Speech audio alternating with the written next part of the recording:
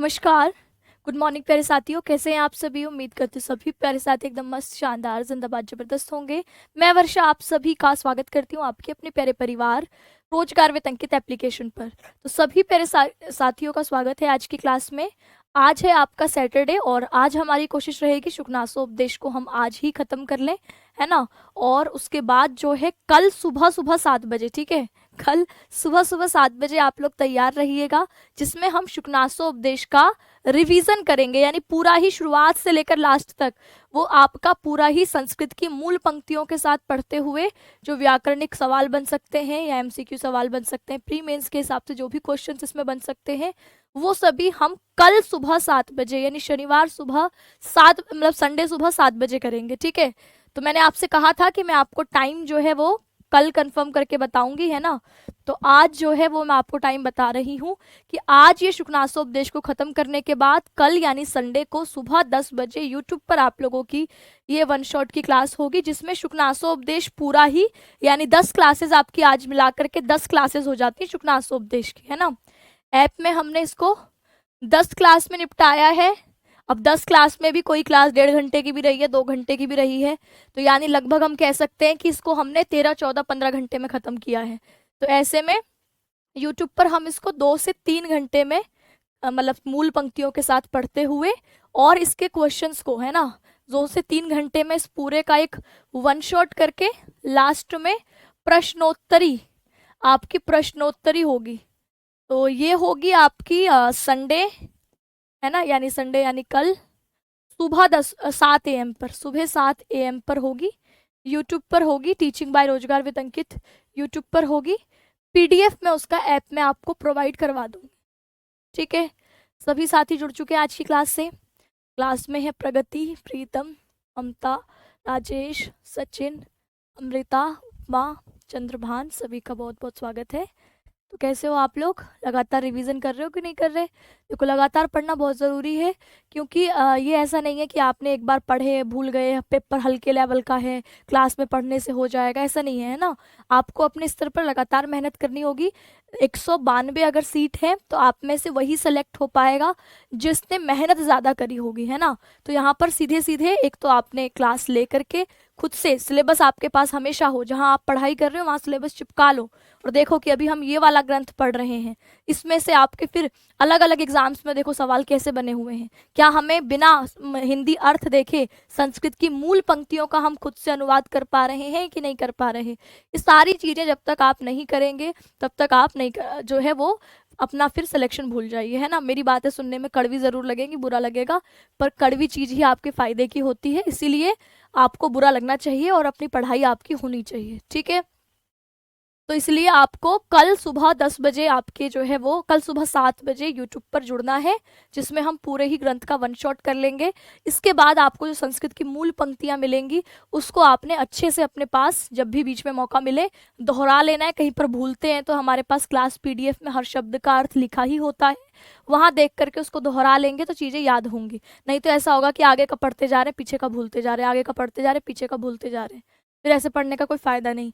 अगर by chance दिसंबर में exam हो गया तो रिवीजन का अभी समय नहीं मिला, तब तक तो सिलेबस ही हो जाए तो बहुत बड़ी बात है ना। तो इसीलिए अपनी तरफ से पूरी कमर कस के तैयारी करनी है, दिसंबर का सोच के ही तैयारी करनी है। ऐसे नहीं कि चलो दिसंबर तक एक बार सिलेबस खत्म करते हैं फिर रिवीजन करेंगे आराम से 1-1.5 महीना, ऐसा बेफिक्र नहीं रहना है ना। अगर आपके दिन के 3 घंटे मेरे साथ क्लास हो रही है तो फिर 3 घंटे आपको अपनी सेल्फ स्टडी में भी देना है, 3-4 घंटे। चलिए तो मैं आज की क्लास को शुरू करती हूँ। कल हमने यहीं पर देखा, यहाँ से यहीं तक देखा था कि केचित श्रमवश शिथिल शकुनी गल पुट प्लाभि संपद्भि प्रलोभ्यमानाः, यानी कुछ राजागण कैसे होते हैं, तो कहा जैसे श्रम में आप गर्दन ढीली छोड़ देते हैं, है ना, मतलब थके होंगे तो गर्दन ऐसी लटकी सी रहेगी ना। तो ऐसे ही केचित जो कुछ राजागण हैं वो श्रम के वश थकने के कारण शिथिल होते हुए, कमजोर पड़ते हुए, शकुनी गलपुट जो पक्षी की गर्दन जैसे चंचलता से इधर उधर ऐसे घूमती है, ऐसे यह संपद भी संपदाओं के द्वारा, धन लक्ष्मी के द्वारा लोभ्यमानः लुभाए जाते हैं। ये कल हमने देखा था। है ना। ये भी देख चुके थे, मनस्वी जन ग्रहिता भी, मनस्वी लोगों के द्वारा, बुद्धिमान लोगों के द्वारा ग्रहित निंदित होते हुए भी यह धन लव लाभ अवलेप विस्मृत जनाः, धन लव थोड़े से धन के अंश की प्राप्ति के अभिमान में अपने कुल खानदान के स्मरण को भी भूल जाते हैं। अनेक दोषा उपचितेन दृष्ट सृज एव रागावेशेन बाध्यमानः, अनेक दोष उपचितेन यानी अनेक दोषों के संग्रह एकत्रित, दुष्ट सृज एव दोषित दूषित रक्त के समान, राग वशेन राग के वश में, भोग विलास के रश में, बध्यमानः बंधे हुए यह क्या करते हैं, कहा विविध विषय ग्रास लालच, सही अलग अलग विषयों के भोगने के लालच के द्वारा, पंच भी इपि इंद्रिय ही अनेक सहस्र संख्या आयस्मानः, पांच पांच इंद्रियां भी अनेक प्रकार की अनेक संख्या में होते हुए क्या करती हैं, सताती हैं, पीड़ित करती हैं। और फिर हमने कहा था प्रकृति चंचलतया, प्रकृति से ही जो चंचल है, लब्ध प्रसरेण एव केन अपि मनसा सहस्त्रताम इव उपगतेन आकुल क्रियमाणः, तो प्रकृति से जो स्वभावतः चंचल है और लब्ध प्रसरः फैलने का और अवसर पाकर जो मन है वो सहस्राम उपगतेन हजार हजार अनेक संख्या वाला होकर आपके आकुल क्रियताम आपको क्या करता है, तो आपको सताया जाता है ना, आपको व्याकुल कर देता है। विहलम उपायंती, और ऐसे वे विहल होकर आपकी अवस्था को, विहल अवस्था को, भावपूर्ण अवस्था को प्राप्त होते हैं। कल हो चुका था ये, है ना, ये हो चुका था कल, तो हमें आज कहाँ से पढ़ना था, यहाँ से हमें आज पढ़ना है। ठीक, तो आप में से जो है मैं अब पढ़ा रही हूँ, कमेंट आप लोगों के नहीं पढ़े जाएंगे, तो ये नहीं कि भैया हमारा कमेंट पढ़ो, हमारा कमेंट पढ़ो, तो आप लोग सिर्फ यहाँ पर फोकस करिए सुनने में। कहीं कोई डाउट होता है तो जब मैं अंत में आपसे पूछूंगी कोई डाउट है तो वहां पर पूछ लीजिएगा, ठीक है। चलिए, कल ही क्लास ज्वाइन किया है तो बाकी वीडियोस कैसे देखेंगे भाई, बाकी जो क्लासेस आप नहीं ले पाए हैं वो रिकॉर्डेड माध्यम में है ना। क्लास 1 से देखिए आप, शुक्रासोपदेश की पहली क्लास है, दूसरी क्लास है, तो ऐसा आपने क्या पहली बार क्लासेस ले रहे हो ऐसे ऑनलाइन में आपको पहले बताया तो गया था कि जिस दिन आप लाइव क्लासेस लेते हैं तो ठीक है, नहीं ले पाते तो वही क्लासेस रिकॉर्डेड माध्यम में आपके ऐप में ही, जहाँ पर आप व्यू कोर्स करते हैं, फिर व्यू कोर्स में अलग अलग फोल्डर बने हुए हैं, तो सबसे पहला फोल्डर जिस पर 10 AM संस्कृत लिखा हुआ है उस पर आप क्लिक करते हैं तो आपको लाइन वाइज सारी क्लासेस जो है वो अपलोड होती हुई दिखेंगी, है ना। कल जो है 10 से 12 क्लास हुई थी, 10 से 12 साढ़े 12 तक, उसके बाद 1 बजे व्याकरण की हुई थी बस। अब यहाँ से हम आज नया पढ़ रहे हैं, कल हमने जो छोड़ा था उसी के आगे कंटिन्यू कर रहे हैं।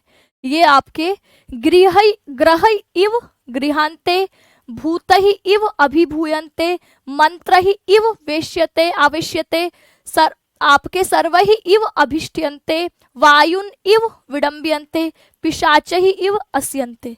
एक एक लाइन देखेंगे तो सबसे पहले कहा ग्रही इव गृहन्ते, तो ग्रही मतलब जो ग्रह आदि होते हैं, है ना, जैसे आप कहते हैं ना शनि ग्रह भारी है, बुध ग्रह का प्रभाव दिख रहा है, शुक्र ग्रह का प्रभाव चल रहा है, तो इनको क्या कहा है, ग्रह कहा है। तो कहा जैसे ग्रही इव, इव मतलब मानो, ग्रहियों के द्वारा ग्रहियंते पकड़ लिए जाते हैं, मानो कि ऐसे राजाओं को जिनका राज्य, जो राजा मतलब ऐसे युवराज जिनको फिर राजा का पद मिल जाता है, ऐसे व्यक्ति पहले तो कहा अलग अलग भोग विषयों में फंसकर उनका इंद्रियां अलग अलग असंख्य हो जाती हैं, यानी उनकी भोग वासनाएं और बढ़ती जाती हैं, मन जो है वो हजारों प्रकार का होता हुआ आकुलित करता है, व्याकुलित करता है। फिर कहा कि ये राजा मानो ग्रही इव ग्रह्यन्ते, ग्रहों के द्वारा पकड़ लिए गए हैं, जो दुष्ट ग्रह हैं, जो आपके ऊपर बुरा दोष दिखाते हैं या बुरा प्रभाव दिखाते हैं, तो मानो ये राजा इन ग्रहों के द्वारा क्या है, तो कहा ग्रही इव आपके ग्रह्यन्ते पकड़ लिए जाते हैं। भूत ही इव अभिभूयन्ते, जैसे भूत पिशाच आदि दबा देते हैं ना, तो वैसे इनके द्वारा मानो दबा लिए जाते हैं। भूत पिशाच बुरी शक्तियों द्वारा मानो ये राजा अभिभूयन्ते दबा लिए जाते हैं। फिर कहा है मंत्र ही इव आवेश्यते, तो जैसे आपके मंत्रों से हम किसी को अपने वश में कर लेते हैं, तो ऐसे मानो यह आपके राजागण क्या होते हैं, तो मानो ये भी आपके तांत्रिक मंत्रों द्वारा वशीकृत कर लिए जाते हैं, अपने वश में कर लिए जाते हैं। मंत्र ही इव आवेश्यते, मंत्रों के द्वारा इनको आवेशित कर लिया जाता है, अपने वश में कर लिया जाता है। कहा कि सवहि इव अष्टभ्यंते, आवष्टभ्यंते है, यानी आपके सवहि का मतलब है जो हिंसक प्राणी है, दुष्ट हिंसक प्राणियों द्वारा जो क्या कर लेते हैं, तो कहा आवष्टभ्यंते, जकड़ लिए जाते हैं। मानो इन राजाओं को जो बुरे हिंसक प्राणी हैं उनके द्वारा पकड़ लिया जाता है। वायुन इव विडंब्यन्ते, तो आपके जैसे वायु एक वस्तु को दूसरी जगह उड़ा के इधर उधर फेंक देती है, तो ऐसे ही वायुना इव, वायु के द्वारा ही मानो यह विडंब्यन्ते, इधर उधर फेंक दिए जाते हैं। मानो हवा के द्वारा क्या करे जाते हैं, इधर उधर फेंक दिए जाते हैं। पिशाची इव अस्यन्ते, पिशाचों द्वारा मानो निगल लिए जाते हैं, है ना, मानो पिशाचों द्वारा क्या कर लिए जाते हैं, निगल लिए जाते हैं। तो ये अभी लक्ष्मी का स्वभाव, लक्ष्मी की चंचलता का वर्णन करने के बाद ये राजा कैसे प्रकार के हो जाते हैं, यानी जब पहले इन्होंने जो शुकनास है वो चंद्रापीड़ को युवा अवस्था के दोषों के प्रति आगाह करते हैं कि जैसे जैसे युवा अवस्था होती है तो मनुष्य का मन कैसा होता जाता है, इसके प्रति आगाह करने के बाद गुरु के उपदेश की महिमा भी बताते हैं। फिर उसके बाद वो आ जाते हैं लक्ष्मी की चंचलता का बड़ा विस्तार से वर्णन करते हैं। अब राजा की प्रकृति का वर्णन कर रहे हैं कि जब राजा बन जाता है कोई व्यक्ति तो वो किस तरीके का व्यवहार करता है ना, वो कैसा आपके व्यवहार करता है, इसको विस्तार से वर्णित करेंगे और इसके साथ ही अंश खत्म भी होगा। फिर कहा कवि यहाँ पर यह बताना चाहते हैं, यानी बाणभट्ट ये बताना चाहते हैं कि जिस प्रकार कोई मनुष्य ग्रहों द्वारा पकड़ लिया जाता है, पीड़ित होता है, हम कहते हैं शनि दशा चल रही है हमारी, है ना, हमारा बुध खराब चल रहा है, तो जैसे ग्रहों का हम पर बुरा प्रभाव पड़ता है, मानो वैसे ही, है ना, जैसे भूतों से अभिभूत, जैसे भूत हम कहते हैं इसको भूत ने पकड़ लिया है ना, भूत है इसके ऊपर, भूत ने इसको दबा दिया है, तो इस तरीके से भूतों द्वारा मानो ये राजा अभिभूत कर लिए जाते हैं, दबा दिए जाते हैं। और जैसे कोई हम कहते हैं कि मंत्रों द्वारा किसी को वश में कर लिया है, तो मानो ये राजा भी ऐसे ही मंत्रों से वश में हो जाते हैं। हिंसक पशु जैसे किसी को जकड़ ले, है ना, तो वैसे ही वायु द्वारा विचलित होकर, जैसे वायु एक वस्तु को दूसरी जगह उड़ा देती है, फेंक देती है, ऐसे पिशाच जैसे कि ग्रस्त होकर निगलकर सर्वथा असहाय हो जाते हैं, उसी प्रकार लक्ष्मी से ग्रस्त राजा भी पूर्णतः कैसे हो जाते हैं, विवश और विह्वल हो जाते हैं। जैसे हमें कोई ग्रह का हम पर बुरा प्रभाव है, हमारे हाथ में कुछ नहीं रह जाता, जैसे भूत आदि हमें पकड़ लें तो हम पर कोई प्रभाव उसका फिर नहीं चलता, किसी ने हमें मंत्रों में वश में कर लिया है तो हम बेबस हो जाते हैं, असहाय हो जाते हैं। तो ऐसे ही मानो राजा को यह लक्ष्मी क्या करती है, तो लक्ष्मी जिसको ऐसा राजा जिसको अब राजकोष है, शक्ति है ना, तो ये इस अहंकार से मानो वह राजा इस तरह ग्रस्त होता है कि वह पूरी तरीके से विवश और विह्वल हो जाता है, ऐसा यहाँ पर कवि कह रहे हैं। आगे कह रहे हैं, मदन शरहि मर्म आहाता इव मुख भंग सहस्त्रानि कुर्वते। मदन है कामदेव, है ना, कामदेव की कहानी आपको पता ही है। कामदेव क्या करते हैं, प्रेम के देवता हैं, इनके पास 5 पुष्प बाण होते हैं, उन पुष्प बाणों से यह क्या करते हैं, किसी के भी हृदय पर वार करते हैं, है ना, ये उनका बाण है।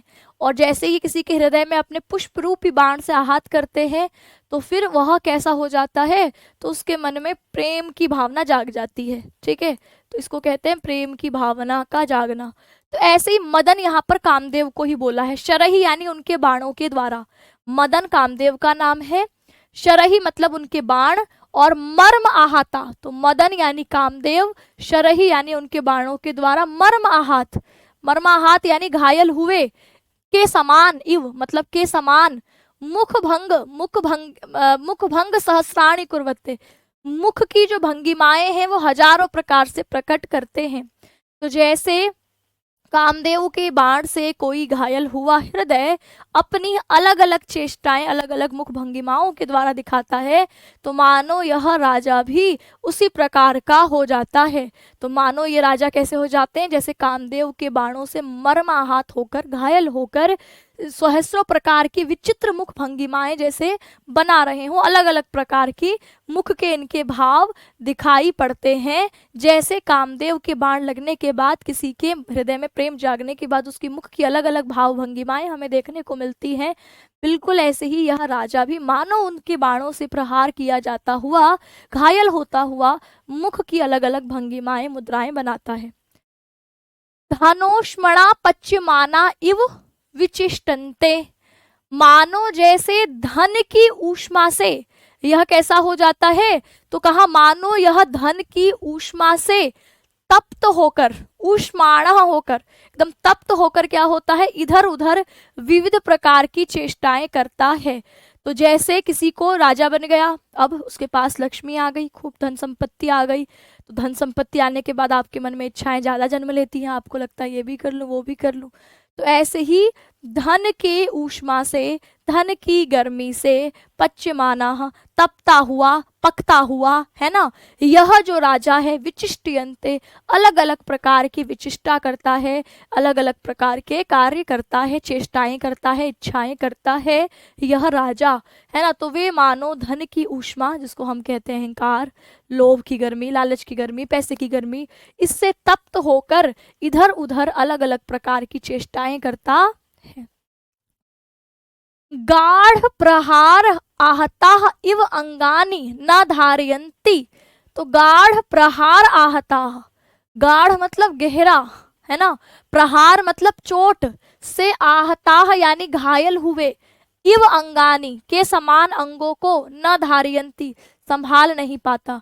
जैसे किसी व्यक्ति को चोट लग गई हो, गहरी चोट लग गई हो, तो वह जैसे अपने आप को फिर संभाल नहीं पाता, उसको किसी का सहारे की जरूरत होती है। तो मानो यह राजा भी खुद को गाढ़ प्रहार इव आहता इव, गाढ़ प्रहार यानी गहरी चोटों के द्वारा आहत हुआ यह राजा मानो अपने अंगों को धारण नहीं कर पाता, संभाल नहीं पाता। तो मानो गहरी चोट से आहत होकर वह अपने ही हाथ पांव, अपने अंगों को ही संभाल नहीं पाते, ऐसे राजागण, है ना। तो कवि दिखाना चाहता है कि वैभव और ऐश्वर्य जब राजा को मिल जाता है तो उससे मदांध होकर, उसके मत में अंधा होकर राजा की दशा कितनी दयनीय हो जाती है। यानी वो कहना चाहते हैं कि वे वासनाओं से विचलित होकर तरह तरह की मुखाकृतियां बनाने लगते हैं, अलग अलग तरीके की मुख की भाव भंगिमाएं बनाते हैं, धन के अभिमान से व्याकुल होकर इधर उधर छटपटाते रहते हैं कि क्या कर लूं क्या ना कर लूं, है ना, और प्रहार खाए हुए व्यक्ति की तरह अपने अंगों को ही संभाल कर नहीं रख पाते। तो यहाँ पर आप देखेंगे मदन, अच्छा हमने व्याकरणिक चीजों की बात नहीं करी ना, यहाँ पे भी देखेंगे कि यहाँ से हमने आज शुरू किया है ग्रही इव ग्रह्यन्ते, तो ग्रही पद में तृतीया बहुवचन का पद है, इव यहाँ पर अव्यय पद है मानो, ग्रह्यन्ते मतलब पकड़ लिए जाते हैं। तो यहाँ पर आपके ग्रह धातु के लट्लकार प्रथम पुरुष एक वचन का रूप है, यक यहाँ पर आगम है, ठीक है। फिर है भूत ही इव अभिभूयन्ते, भूत ही, मंत्र ही, ये सब तृतीय विभक्ति बहुवचन के पद है, सब ही, वायुना सब आपके तृतीय विभक्ति हैं, है ना। तो जैसे भूतों के द्वारा अभिभूयन्ते, अभि उपसर्ग, भू धातु के लट्लकार प्रथम पुरुष आपके बहुवचन का रूप, मंत्र ही इव आवेश्यते, तो मंत्र ही तृतीय विभक्ति बहुवचन है, आवश्यते में आ उपसर्ग है, विष धातु है, लट्लकार प्रथम पुरुष एक वचन का रूप है। सवहि इव आभिष्ट्यन्ते, सवहि आपके तृतीय विभक्ति बहुवचन का है, इव अव्यय है समान, आव अभिष्ट्यन्ते में आ उपसर्ग है, स्तंभ धातु का स्तंभ्यते रूप है, इसमें आ के साथ आपके जो है वह संधि होकर के आवष्टंभ्यते रूप इसका दिखाई दे रहा है, ये प्रथम पुरुष बहुवचन का रूप है। वायुना इव विडम्ब्यते, ये आपके तृतीया एक वचन है, ये बहुवचन नहीं है, तृतीया एक वचन का पद है, और इसमें आगे क्रिया क्या है, विडम्ब्यन्ते, तो विडम्ब्यन्ते में वि उपसर्ग है, डम्ब या डम्ब विक्षेप करने के अर्थ में धातु है, प्रथम पुरुष बहुवचन का रूप है विडम्ब्यते। पिशाच ही इव अस्यन्ते, तो पिशाच ही भी तृतीया बहुवचन है, तृतीया विभक्ति है ये, और बहुवचन पिशाचों के द्वारा, इव मानो अव्यय पद है, ग्रस्यन्ते, तो ग्रस धातु है ना, निगलने के अर्थ में आती है, निगल लिए जाते हैं। फिर हमने यहाँ से देखा तो पहला शब्द है मदन शरही मर्म आहता इव, तो मदन शरही विसर्ग का देखो यहाँ पर क्या हो गया, र हो गया है, मदन शरही विसर्ग को र बना के सर पर चढ़ा दिया, कामदेव के बाणों से तृतीय बहुवचन है, मर्म आहाताह, मर्म हो गया है जो, आहत है ना यानी आपके घायल हो गया है जो, तो मर्म आहाताह हो जाएगा। मुख भंग सहस्राणी, मुख की विचित्र भाव भंगिमाएं। फिर है कुर्वते, तो यहाँ पर क्री धातु का लट्लकार प्रथम पुरुष एक वचन का रूप है कुर्वते। ठीक है, तो मदन शरही, आपके मदन शरही मर्माहताह, तो आप कहेंगे यहाँ पर षष्ठी तत्पुरुष समास है। ठीक है, हन धातु से त प्रत्यय करा है, तो यहाँ पर हतः रूप बनता है, तो यहाँ पर हतः रूप में आ उपसर्ग जोड़ दिया है, तो आहताह बन गया है, मर्म आहताह। ठीक है, और मुख भंग सहस्राणी, मुख की सहस्र भंगिमाएं, षष्ठी तत्पुरुष समास है। ठीक, और कुर्वते पद आपके क्री धातु के लट्लकार प्रथम पुरुष एक वचन का रूप है। धन ऊष्माण है ना, ऊष्मणा, तो यहाँ पर कौन सी संधि हुई है, गुण संधि हुई है, धन ऊष्मणा, धनोष्मणा। ठीक है, धन ऊष्मणा, तो ये गुण संधि हुई है धन की ऊष्मा से। पच्यमानाः, पकाए जाते हुए, पच धातु के साथ शानच प्रत्यय है, देखो पच्यमानाः। विचिष्टेन्ते, तो वि उपसर्ग है, चेष्ट धातु लट्लकार प्रथम पुरुष बहुवचन का रूप है। गाढ़ प्रहार आहताः इव अंगानी न धारयन्ति, इव और अंगानी में दीर्घ संधि है, इव और अंगानी में कैसी संधि है, दीर्घ संधि है। गाढ़ प्रहार आहता, तो गाढ़ प्रहार आहता यानी गहरी चोट से जो आहत है, तो यहाँ पर आहत शब्द में वही हन उपसर्ग का त प्रत्यय और आ उपसर्ग जुड़ गया, तो आहता बन गया। गाढ़ प्रहार, गहरा प्रहार, कर्मधारय समास। गाढ़ प्रहार आहताः तत्पुरुष, गाढ़े प्रहार से जो आहत है, तो गाढ़ प्रहारेण आहताः अंगानि धारयन्ति, फिर बहुव्रीहि, क्योंकि यहाँ पर कन्नी पद की प्रधानता हो गई कि गाढ़ गहरे प्रहार से जो आहत है अंगों को, है ना, ऐसे अंगों को ना धारयन्ति नहीं धारण करता है। धारयन्ति में ध्री धातु लट्लकार प्रथम पुरुष बहुवचन का रूप है।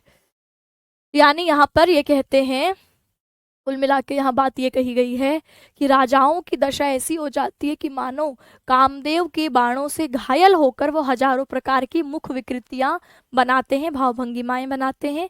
वे मानो धन की ऊष्मा से तप्त होकर विभिन्न प्रकार की चेष्टाएं करने लगते हैं, मानो गहरे प्रहार से आहत होकर अपने ही हाथ पांव आदि को सहारा नहीं दे पाते। तो यहाँ तीनों वाक्यों में क्रियोत्प्रेक्षा अलंकार है, अर्थात क्रिया की उपमा देकर भाव की तीव्रता बताई है कि मानो ऐसा हो जाता है, मानो ऐसा हो जाता है, तो ये उत्प्रेक्षा अलंकार का लक्षण होता है। ये तो हम कल देख ही चुके थे, है ना, प्रश्न भी कर ही लिए थे। ये जो कल का बचा हुआ था उसे हमने देखा, अब यहाँ से है। ठीक है, चलिए अब देखिए यहाँ पर लिखा है कुलीरा इव त्रियक परिभ्रमंती। कुलीरा यानी, कुलीरा क्या होता है, केकड़ा। कुलीरा इव केकड़े के समान, त्रियक तिरछा, परिभ्रमंती भ्रमण करते हैं, चलते हैं। ये राजा जब आपके क्या होंगे, तो आप कहेंगे ये राजा जब आहत होंगे, यानी लक्ष्मी से आहत होंगे, राजा बन जाएंगे, लक्ष्मी प्राप्त हो जाएगी इनको, तो ये अपने आप में इनका स्वभाव कैसा हो जाता है, इसको अब वर्णित करेंगे कि कुलीरा इव, जैसे केकड़ा होता है तिरछा तिरछा तिरछा चलता है, तो ऐसे ये भी त्रियक परिभ्रमंती, तिरछा घूमते हैं, तिरछा चलते हैं, यानी कुटिल चालें इनकी कुटिल हो जाती है। जो पहले सीधा सरल स्वभाव था, अब वही स्वभाव में टेढ़ापन आ जाता है, वक्रता आ जाती है, कुटिलता आ जाती है। तो जैसे कुलीरा, जैसे केकड़ा के समान, जैसे केकड़ा तिरछा चलता है उसके समान ये भी तिरछा चलते, कुटिल चालों को चलने वाले हो जाते हैं।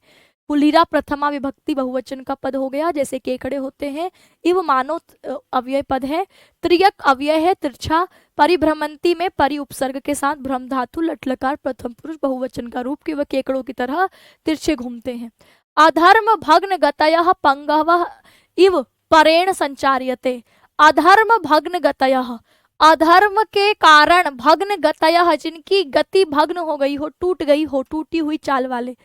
तो अधर्म में चलते चलते मानो जैसे जिनकी चाल टूट गई हो, जिनके आपके पंगवः लंगड़े हो गए हैं, जैसे लंगड़ा व्यक्ति आपके गिर गिर के चलता है ना, एकदम आपके एकदम बिना सहारे के नहीं चल पाता, तो ऐसे ही ये राजा अधर्म पर चलने लगते हैं। तो अधर्म भग्न गतयः, तो इसी धर्महीनता से इनकी टूटी हुई चाल यानी टूटी हुई गति के द्वारा लंगड़े के समान पंगवः इव परेण संचार्यते, दूसरों के द्वारा चलाए जाते हैं। तो ये राजा फिर अपने दिमाग से नहीं चलते। तो जैसे किसी की धर्मवान व्यक्ति खुद उसको पता है कि क्या सही है क्या गलत है और खुद बिना किसी सहारे के आगे बढ़ता है, लेकिन यह राजा मानो इसी भग्न आचार के द्वारा, मतलब इनकी जो अधर्म के कारण इनकी जो गति है वो टूट जाती है। फिर इनको आसपास सहारा देने वाले लोग चाहिए जो इनको बताएं, है ना, कि कैसे बचा जा सकता है। तो इस प्रकार धर्महीनता से यह जो राजा है इनकी गति मानो जैसे टूट गई हो, जैसे चलने में असमर्थ हो गए हों, और पंगु की तरह लंगड़ों के द्वारा, जैसे लंगड़ों को दूसरे चलाते हैं तो उसके द्वारा ये दूसरों के द्वारा चलाए जाते हैं, अपनी बुद्धि नहीं चला पाते। तो इस प्रकार यहाँ पर अधर्म में न धर्म इति अधर्म, नए तत्पुरुष समास, है ना, नए तत्पुरुष समास होगा, नए तत्पुरुष, ठीक। तो कहा कुल आपके अधर्म भग्न गतयः, तो आपके अधर्म से टूटी हुई गति के समान, भग्न गतयः भग्नाः गति येषां ते, बहुव्रीहि समास, पंगवः प्रथमा विभक्ति बहुवचन का पद है, इव मानो परेण दूसरों के द्वारा संचार्यते संचारित होते हैं, चर धातु है, सम उपसर्ग है, ऋच प्रेरणार्थक प्रत्यय, यक का बीच में आगम। तो ये संचार्यन्ते रूप बना कि धर्महीनता से जिनकी गति टूटी हुई हो उसके समान यह दूसरों के द्वारा चलाए जाते हैं। फिर कहा मृषावाद विष विपाक संजात मुख रोगा इव अति कृच्छ्रेण जलपंती। मृषावाद, मृषा मतलब झूठ बोलने के द्वारा, है ना, असत्य भाषण, झूठ बोलने लगते हैं ज्यादा। तो पहले कोई राजा बनने से पहले हो सकता है सामान्य जब हो तो वो सब झूठ ना बोलता हो, हमेशा सच बोलने वाला हो, लेकिन राजा बनने के बाद वो क्या करते हैं, झूठे झूठे बातें बोलने लगते हैं, झूठे वादे करने लगते हैं ना, झूठ ज्यादा बोलते हैं। तो मृषावाद विष, तो जैसे असत्य रूपी विष के विपाक परिणाम स्वरूप, असत्य बोलने से मानो इसके परिणाम स्वरूप क्या हो जाता है, मृषावाद विष विपाकः, तो यानी असत्य भाषण से असत्य भाषण रूपी विष का जब परिणाम आता है तो इनके संजात मुख रोग, तो इनके मुख में क्या हो जाता है, रोग हो जाता है। तो जैसे किसी के विष खा लेने से मुख में फफोले आदि हो जाते हैं, रोग हो जाता है, तो वो बोल नहीं पाता, तो माने मृषावाद विष रूप के परिणाम स्वरूप इनके मुख में रोग उत्पन्न हो जाता है, जिससे ये अति कृच्छ्रेण अत्यधिक कष्ट से जलपंती बात कर पाते हैं। तो जैसे किसी व्यक्ति के विष से मुख में छाले हो जाएं तो वह दूसरों से बात करने में कष्ट का अनुभव करता है, बिल्कुल ऐसे ही ये राजा लोग भी हो जाते हैं। यानी ये भी आपके मृषावाद, झूठ असत्य भाषण रूपी विष के आपके उत्पन्न होने से, यानी विष के परिणाम स्वरूप होने से इनके मुख पर रोग संजातः, रोग, मुख का जो रोग होता है वो उत्पन्न हो जाता है, और फिर ये अति कृच्छ्रेण जलपंती बड़े कष्ट से बात करते हैं।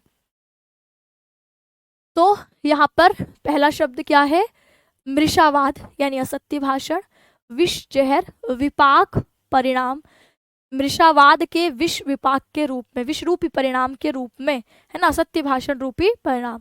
तो मृषावाद, मृषाधनवाद कर्मधारय समास है, झूठी बात, है ना, आपके ये प्रातिपदिक होने से प्रथमा विभक्ति हो गई। ये आपके मृषावाद विष विपाकः, तो ये आपके झूठी असत्य का परिणाम स्वरूप, तो षष्ठी तत्पुरुष समास हो गया। और संजात मुख रोगः, तो जो ऐसा व्यक्ति जिसके मुख में रोग हो गया हो, इसके समान, तो जैसे कोई व्यक्ति जिसके मुख में रोग हो गया हो, ऐसा व्यक्ति, बहुव्रीहि समास। मानो अति कृच्छ्रेण अत्यधिक कष्ट से, तृतीय विभक्ति एक वचन, जलपंती बोलते हैं। तो जल्प धातु के लट्लकार प्रथम पुरुष बहुवचन का रूप है, बड़ी मुश्किल से बात करते हैं। तो असत्य भाषण रूपी विष के परिणाम से उत्पन्न मुख रोग वाले लोग, मुख रोग उत्पन्न वाले लोग जैसे अत्यंत कठिनाई से बोलते हैं, वैसे ही ये भी जल्पते हैं, यानी वैसे ही ये भी बात करते हैं। फिर कहा सप्त छत तरवः इव कुसुम रजो विकारहि आसन्नवर्तिनाम शिरः शूलम उत्पादयन्ति। तो यहाँ पर शप्त छत तरवः, तो ये यहाँ पर श छोटी से इस श को छ हो गया है, नहीं तो ये क्या है, शत और फिर है तरवः, है ना। तो शप्त छत तरवः यानी आपके जो आपके शप्त पर्ण वृक्ष होते हैं, है ना, तो 7 पत्तों वाले जो पेड़ हैं, तो उसके समान कुसुम रजो विकारहि, तो ऐसे पेड़ों से जो फूल होते हैं, कुसुम होता है फूल, रज मतलब उसके जो पराग आदि होता है, जैसे आपके क्या कहते हैं उसको, पॉलिनेशन होता है, परागकण होता है, तो उसी को कुसुमरज बोला। उसके विकार से आसन्नवर्ती नाम, जैसे समीपवर्ती जो लोग होते हैं उनको शिरः शूलम, सिर शूलम यानी सिर में दर्द, उत्पादयति उत्पन्न करता है। तो ये राजा कैसे होते हैं, तो कहा जैसे सप्त पर्ण के वृक्ष के रजो कण से उत्पन्न कोई समीप आ जाए तो उसकी सिरोवेदना होती है, सिर में पीड़ा होती है, तो वैसे ही ये राजा होते हैं, है ना, उनके समीप जाने पर मानो सर की पीड़ा उत्पन्न होती है। तो यहाँ पर रजो शब्द के दो अर्थ हैं, एक है जो आपकी पराग आदि धूल होती है ना, और एक है रजोगुण। तो रजोगुण उत्पन्न हुए ये जो राजा हैं, यह मानो सिर वेदना का कारण बनते हैं। तो सप्त छद तरवह इव सप्त वर्ण वृक्ष के समान कुसुम रजहु, फूलों के रज से पराग रूपी विकारों से आसन्नवर्ती नाम, पास आए समीपवर्ती आए लोगों के, शिरः शूलम सिर में शूलम पीड़ा, है ना, उत्पादयंती उत्पन्न करते हैं। तो यहाँ पर सप्तछद तरवह में षष्ठी तत्पुरुष 7 जो आपके पेड़ है, पत्ते वाला वृक्ष है, उनका समूह। कुसुम रज विकार ही, तो कुसुमानाम रजांसी षष्ठी तत्पुरुष, और तेसाम विकार ही तृतीय बहुवचन का पद। आसन्नवर्तिना नाम समीप आए हुए लोगों के, तो बहुव्रीहि है और षष्ठी बहुवचन का ये पद है। शिरः शूलम सिर का दर्द, तो षष्ठी तत्पुरुष हो गया। उत्पादयंती उत उपसर्ग पद धातु, चिल आपके यहाँ पर उत्पादयंती, चिल आपके आगम, लट प्रथम पुरुष बहुवचन का रूप उत्पादयंती। जैसे 7 पर्ण वाले वृक्ष अपने पुष्प पराग रूपी विकारों से समीप रहने वालों के सिर दर्द करते हैं, ऐसे ही रजोगुण से उत्पन्न राजा सर दर्द करने वाले हो जाते हैं। आसन्न मृत्येव इव बंधु जन्म अपि ना अभिजानन्ति। आसन्न मृत्यु यानी जहां पर मृत्यु समीप आ जाए, है ना, तो आसन्न मृत्यवः, तो जैसे मृत्यु समीप आ जाने पर बंधु जन्म अपि, अपने बंधु जनों को भी, बंधु बांधवों को भी, ना अभिजानन्ति नहीं पहचानते हैं। जैसे कोई मृत्यु बिल्कुल जिसके समीप में आ गई तो वह अपने बंधु बांधवों, अपने घर के परिवार के लोगों को भी नहीं पहचान पाता। तो ये राजा बनने के बाद आसपास जैसे मानो इनके जैसे आसन्न मृत्यवह, जो आसीन के पास मृत्यु आ गई है, ऐसे लोग जैसे अपने परिचितों को नहीं पहचानते, तो ऐसे ही राजा बनने के बाद अपने आसपास के लोगों को भी पहचानने से इनकार कर देते हैं। तो आसन्न मृत्यवह मरणासन, जिस पर मृत्यु अभी बहुत समीप ही है, जैसे बंधुजनम बंधुजनों को, भाई बंधुओं को, अपि भी ना अभिजानंती नहीं पहचानते हैं, दीर्घ संधि है, ना अभिजानंती, है ना, नहीं जानते हैं, दीर्घ संधि। तो यहाँ पर ज्ञा धातु से उपसर्ग लगा हुआ है, अभी लट लकार प्रथम पुरुष बहुवचन का रूप, कि नहीं जानते हैं। मरणासन्न ऐसे व्यक्ति जो बिल्कुल समीप है मृत्यु के, बहुव्रीहि समास, ठीक है। इव तो उपमा के लिए अव्यय पद आया ही है। बंधु जन्म कर्म पद है, द्वितीय विभक्ति एक वचन का रूप है। अपि भी अव्यय पद है। तो जैसे मृत्यु शैया पर लोगों की तरह अपने बंधु बांधवों को भी नहीं पहचानते। शिरोवेदना करने वाले हैं, सर में दर्द करने वाले हो जाते हैं ये राजा। जैसे सप्तपर्ण वृक्षों के पास जाने पर उनके कुसुम, उनके फूलों से पराग जो सर पीड़ा का, सर दर्द का कारण बनता है, कई लोगों को एलर्जी होती है तो उनका सर दर्द हो जाता है, तो कारण बनता है, वैसे ही ये राजा रजोगुण उत्पन्न होने के कारण मानो जैसे सर दर्द का कारण बनते हैं। और कहा अपने बंधु बांधवों को जैसे कोई मृत्यु के समीप वाला व्यक्ति नहीं पहचानता, ऐसे ये भी किसी को फिर अपने समीप के बंधु बांधवों को भी नहीं पहचानते।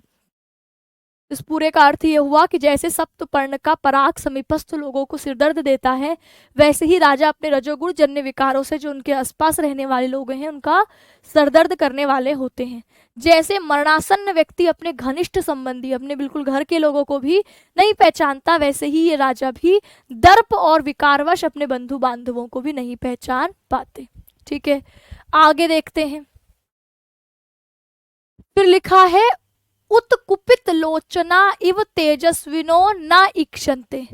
उत्कुपित लोचना, उत्कुपित लोचना यानी जिनकी आंखें रोग से क्या हो गई हैं, विचलित हो गई हैं। उत्कुपित लोचना रुग्ण नेत्रों वाले, जिनकी आंखों में कोई बीमारी हो गई है, कोई रोग हो गया है। तो इव तेजस्विनो न इक्षन्ते, तो जिन के व्यक्तियों की आंखों में कोई बीमारी हो जाती है, फिर वो ज्यादा रोशनी को देख नहीं पाते। आप देखोगे कि वो अपनी आंखों में काला चश्मा लगाए रखते हैं ताकि उनकी आंखों में बाहर की या अंदर की कहीं की भी ज्यादा रोशनी ना पड़े। तो ऐसे ही उत्कुपित लोचना इव, उत्कुपित लोचनों के समान, आपके रोगी नेत्रों के समान, तेजस्विनो, तेजस्वी व्यक्तियों को नहीं देखते। ना इक्षन्ते, कौन सी संधि है? ना इक्षन्ते, नहीं देखते हैं। उत्कुपित लोचना, जिनकी आंखें रोग से अत्यधिक विचलित हैं, उसके समान, तेजस्विनः, तेज वाले प्रतापी व्यक्तियों को, ना इक्षन्ते, नहीं देखते। जैसे रुग्ण नेत्रों वाले तेजयुक्त पदार्थों को नहीं देखते, वैसे ही ये भी तेजस्वी व्यक्तियों को नहीं देखते। फिर कहा काल दष्टाह इव महामंत्र ही अपि ना प्रतिबुध्यन्ते। जो व्याकरण में उत्कुपित लोचना, बहुव्रीहि समास, ऐसे लोग जिनकी आंखों में कोई रोग हो गया है, तो अन्य पद की प्रधानता है। इव उपमावाचक शब्द, तेजस्विनः, तो तेजस्वी व्यक्तियों की बात हो रही है, तो यहाँ पर आपके बहुव्रीहि हो गया, तेजसः अस्य अस्ति, और द्वितीय बहुवचन का ये पद है। ना ईक्षन्ते, ईक्ष धातु के लट लकार प्रथम पुरुष बहुवचन का रूप है, ना ईक्षन्ते, ठीक है, नहीं देखते हैं। गुण संधि यहाँ पर प्रयोग हुई है, गुण संधि। तो जैसे आंखों के रोग वाला व्यक्ति नहीं देख पाता, किसको? तो कहा कि ज्यादा तेज को नहीं देख पाता, प्रकाश को नहीं देख पाता, ऐसे यह भी मानो ज्यादा तेजस्वी लोग जो होते हैं, जिनका तेज ज्यादा होता है, विद्वान होते हैं, ऐसे व्यक्तियों को नहीं देखते। फिर कहा काल दष्टा इव महामंत्र ही अपि ना प्रतिबुध्यन्ते। काल दष्टाः, तो जैसे कोई सांप, और भयंकर सांप, विषैला सांप काट दे और मंत्रों से भी उसको कंट्रोल ना, के पहले के समय में जब सांप वाप काटता था तो कोई आपके जो है ओझा वगैरह के पास ले जाया जाता था, वो आपके मंत्र वंत्र आदि पढ़ करके उसका उपचार करता था। तो ऐसे ही मानो काल दष्टा इव, काल रूपी सर्प के द्वारा मानो महामंत्र ही अपि ना प्रतिबुध्यन्ते, काल रूपी जो आपके विषैला सांप है उसके द्वारा दष्ट होता हुआ, श्लेष अलंकार, महामंत्र ही, यानी जैसे सांप के विषैले मंत्रों को, आपके सांप के विषैले विष को मंत्रों से ठीक किया जाता है, तो यहाँ पर नहीं ठीक होता। जैसे बहुत अत्यधिक विषैला सांप हो तो मंत्रों से भी उसको ठीक नहीं किया जा सकता। ऐसे ही ये जो राजा है, मानो काल रूपी सर्प से दष्ट होते हुए, आप डसे हुए होते हुए मंत्री इनको जगाने का प्रयास करते हैं, है ना, तो उस मंत्रणा के द्वारा भी, महान मंत्रों से भी, और मंत्री क्या करता है? मंत्रणा, विचार करता है राजा के साथ, है ना, उसको सही रास्ते पर लाने की कोशिश करता है, उस मंत्रणा से भी ना प्रतिबुध्यते, नहीं जागता है ये राजा। तो जैसे विषैले सर्प से डसे हुए महान मंत्रों से भी ना प्रतिबुध्यते, नहीं जागते, चेतना वापस नहीं लौटती, ऐसे ये राजा महान मंत्रियों के द्वारा आपकी मंत्रणा कर लगातार उनको आगाह करे जाने पर भी, सचेत किए जाने पर भी ना प्रतिबुध्यते, नहीं जागते। जैसे विषैले सर्प से डसा हुआ व्यक्ति महामंत्रों से भी होश में नहीं आता, वैसे ये राजा बड़ी बड़ी मंत्रणाओं से भी, मंत्री लोग जगाते रहेंगे तब भी नहीं जागते। तो काल दष्टाह, कालेन दष्टाह, तृतीया तत्पुरुष, काल के द्वारा जिसको डसा गया है ना, महामंत्र ही, महान मंत्रों से भी, तृतीय बहुवचन का पद है, ना प्रतिबुध्यते, प्रति उपसर्ग है, बुध धातु है, लटलकार बहुवचन का रूप है, प्रतिबुध्यन्ते, है ना, नहीं जागते ये। जातुषाभरणानि इव सोष्माणम ना सहन्ते। तो जातुषा, आपके जातुषा आभरण क्या होते हैं? जातुष आभरण होते हैं वो जो लाख की चूड़ियां आती है ना, पहले जानते होगे आप, लाख की चूड़ियां, कई सारी जो औरतें होती हैं वो लाख की चूड़ियां पहनती हैं, है ना, तो उनको आग में तपाया जाता है और फिर वो चूड़ियां बनती है, और अगर उसको थोड़ी सी गर्मी मिले तो वह पिघल भी जाती हैं लाख की चूड़ियां। तो ऐसे ही कहा जातुष आभरणानी, तो यहाँ पर लाख से बने जो आभूषण हैं, आभरण और जातुष दीर्घ संधि, है ना, जातुषा आभरणानी आपकी दीर्घ संधि हो गई। लाख के बने जो आभूषण है उसके समान, जैसे मानो सोष्माणम, ऊष्मा सहित, ना सहनते, सहन नहीं करते, मतलब थोड़ी सी भी गर्मी सहन नहीं करते, है ना, तो जैसे लाख का जो आपके आभूषण होते हैं वो थोड़ी सी गर्मी में पिघल जाते हैं, ऐसे ये राजागण जैसे आपके बिल्कुल भी तेजस्वी व्यक्तियों को सहन बिल्कुल भी नहीं करते, ना सहनते, नहीं सहते। तो जैसे लाख से बने आभूषण ऊष्मा को सहन नहीं कर पाते, ऐसे ही ये तेजस्वी व्यक्तियों के तेज को सहन नहीं कर पाते, है ना। स ऊष्माणम, कौन सी संधि है?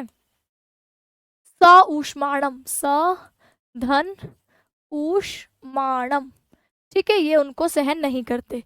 तो कहा जैसे कि आपके लाख के आभूषण जैसे सौ उष्माणम ऊष्मा सहित, और यहाँ पर दो अर्थ हो गए, एक तो गर्मी के साथ, एक तेज युक्त व्यक्ति श्लेष अलंकार होगा यहाँ पर भी, ना सहनते सहन नहीं करते। तो जैसे लाख के आभूषण गर्मी सहन नहीं करते, ऐसे ये भी क्या नहीं सहन करते, कहा तेजस्वी व्यक्तियों के तेज को सहन नहीं करते। फिर लिखा है दुष्ट वारणा इव महामान स्तंभनि निश्चलीकृता न गृह्यन्ति उपदेशम। दुष्ट वारणा, दुष्ट वारणा दुष्ट हाथी, बिगड़े हुए हाथी, है ना, कुछ हाथी कैसे होते हैं, हाँ गुण संधि है। दुष्ट वारणा इव, दुष्ट हाथियों के समान, महामान स्तंभि निश्चलीकृत, तो जैसे महामान यानी जो उनके महावत आदि होते हैं, आपके दुष्ट वारणा दुष्ट हाथी को स्तंभ में बांधकर निश्चलीकृता, निश्चष्ट करते हैं, उसको हिलने डुलने में भी समर्थ नहीं होता हाथी, ऐसा कर देते हैं। ऐसे करे जाने पर भी ना गृहंती उपदेशम, नहीं ग्रहण करते हैं उपदेश। इस पद में बताइए कौन सी संधि है। तो कहा जैसे दुष्ट हाथी होता है, तो दुष्ट हाथी को उसके जो महामन यानी जो महावत आदि होते हैं, वो क्या करते हैं, स्तंभ निश्चलीकृता, स्तंभ में बांधकर निश्चल कर देते हैं, गति रहित कर देते हैं, है ना, निश्चेष्ट कर देते हैं।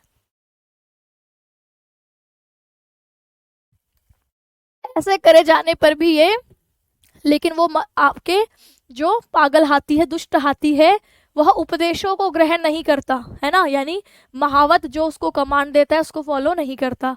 तो ऐसे ही ये राजा का स्वभाव भी होता है। तो कहा दुष्ट वारणा इव, बिगड़े हुए हाथी, मदोन्मत्तः गजः, मद में जैसे जैसे बिगड़ा हुआ हाथी होता है, ऐसे राजा कैसा है, अपने ही मद अहंकार में उन्मत्त, ठीक है। तो यहाँ पर आपकी सही बताया आप लोगों ने, गृहंती ग्रहणंती उपदेशम, न गृहंती उपदेशम, नहीं ग्रहण करते उपदेश, तो यण संधि है। तो कहा दुष्ट वारणा इव, बिगड़े हुए हाथी के समान। और यहाँ किसको, राजा की बात हो रही है। तो राजा कैसा, जो अपने ही मद, अपने ही अहंकार में मदमस्त हो रखा है, पागल हो रखा है। तो मदोन्मत्त गज, जैसे जैसे बिगड़ा हुआ हाथी अपने मद में उन्मत्त होकर महामान स्तंभ निश्चलीकृता, महान अहंकार रूपी स्तंभ से जकड़े हुए स्थिर कर दिए गए। तो जैसे महावत ने अपने स्तंभ से हाथी को, अहंकार वाले हाथी को, दुष्ट हाथी को एक स्तंभ में बांधकर गति रहित कर दिया, स्थिर कर दिया, ऐसे यह बिगड़े हुए जो राजा है, इनको इनके अहंकार रूपी स्तंभ से जकड़े जाने पर भी कहा ना गृहणंती उपदेशम, इसके समान मानो उपदेश नहीं ग्रहण करते। तो कहा जैसे बिगड़े हुए हाथी बड़े खंबे से बांधे जाने पर भी महावत के वचनों को नहीं मानते, उसकी कमांड को फॉलो नहीं करते, वैसे ही अहंकार रूपी स्तंभ से जकड़े हुए राजा मानो हितोपदेश को ग्रहण नहीं करते, है ना, मानो अहंकार के खंबे से जकड़े हुए राजा क्या नहीं करते, हितोपदेश को ग्रहण नहीं करते। दुष्ट वारणा इव, दुष्ट वारणा हाथी के लिए आया है ना, दुष्ट है जो हाथी, महामान स्तंभ निश्चलीकृता, तो यहाँ पर कर्मधारय और तत्पुरुष दोनों ही है, ठीक है। महामान स्तंभ आपके बड़ा सा स्तंभ, और यहाँ पर आपके महामान स्तंभ निश्चलीकृता में तत्पुरुष समास हो जाएगा, मानः एव स्तंभ। न ग्रहणन्ति उपदेश, ग्रहण नहीं करते हैं उपदेश, तो यहाँ पर ग्रह धातु के साथ हमारे पास प्रथम पुरुष बहुवचन का रूप हो गया, न ग्रहणन्ति उपदेशम, उपदेश को ग्रहण नहीं करते, ठीक। आगे बढ़ते हैं। कहा तृष्णा विष मूर्छिता कनकमयम इव सर्वम पश्यन्ति। तृष्णा विष मूर्छिता, तृष्णा रूपी विष से मूर्छित, तो जैसे कोई विष जिस पर चढ़ जाए तो वो मूर्छित हो जाता है, बेहोश हो जाता है। तो ऐसे ही कौन से विष से मूर्छित, कहा तृष्णा, तृष्णा होती है प्यास, तो जैसे तृष्णा, प्यास कैसी, तो आपकी अलग अलग विषयों की प्यास, अलग अलग विषयों को प्राप्त करने की प्यास। तो कहा कि तृष्णा विष मूर्छिता, तृष्णा रूपी विष से मूर्छित के समान, कनकमय, कनकमय होता है स्वर्णमय, इव मानो क्या करते हैं, सर्वम पश्यन्ति, सब कुछ देखते हैं। सब कुछ देखते हैं। तो जैसे आपके तृष्णा से व्याप्त व्यक्ति को हर जगह पानी पानी दिखाई देगा, प्यास लगेगी आपको तो हर जगह पानी पानी दिखाई देगा।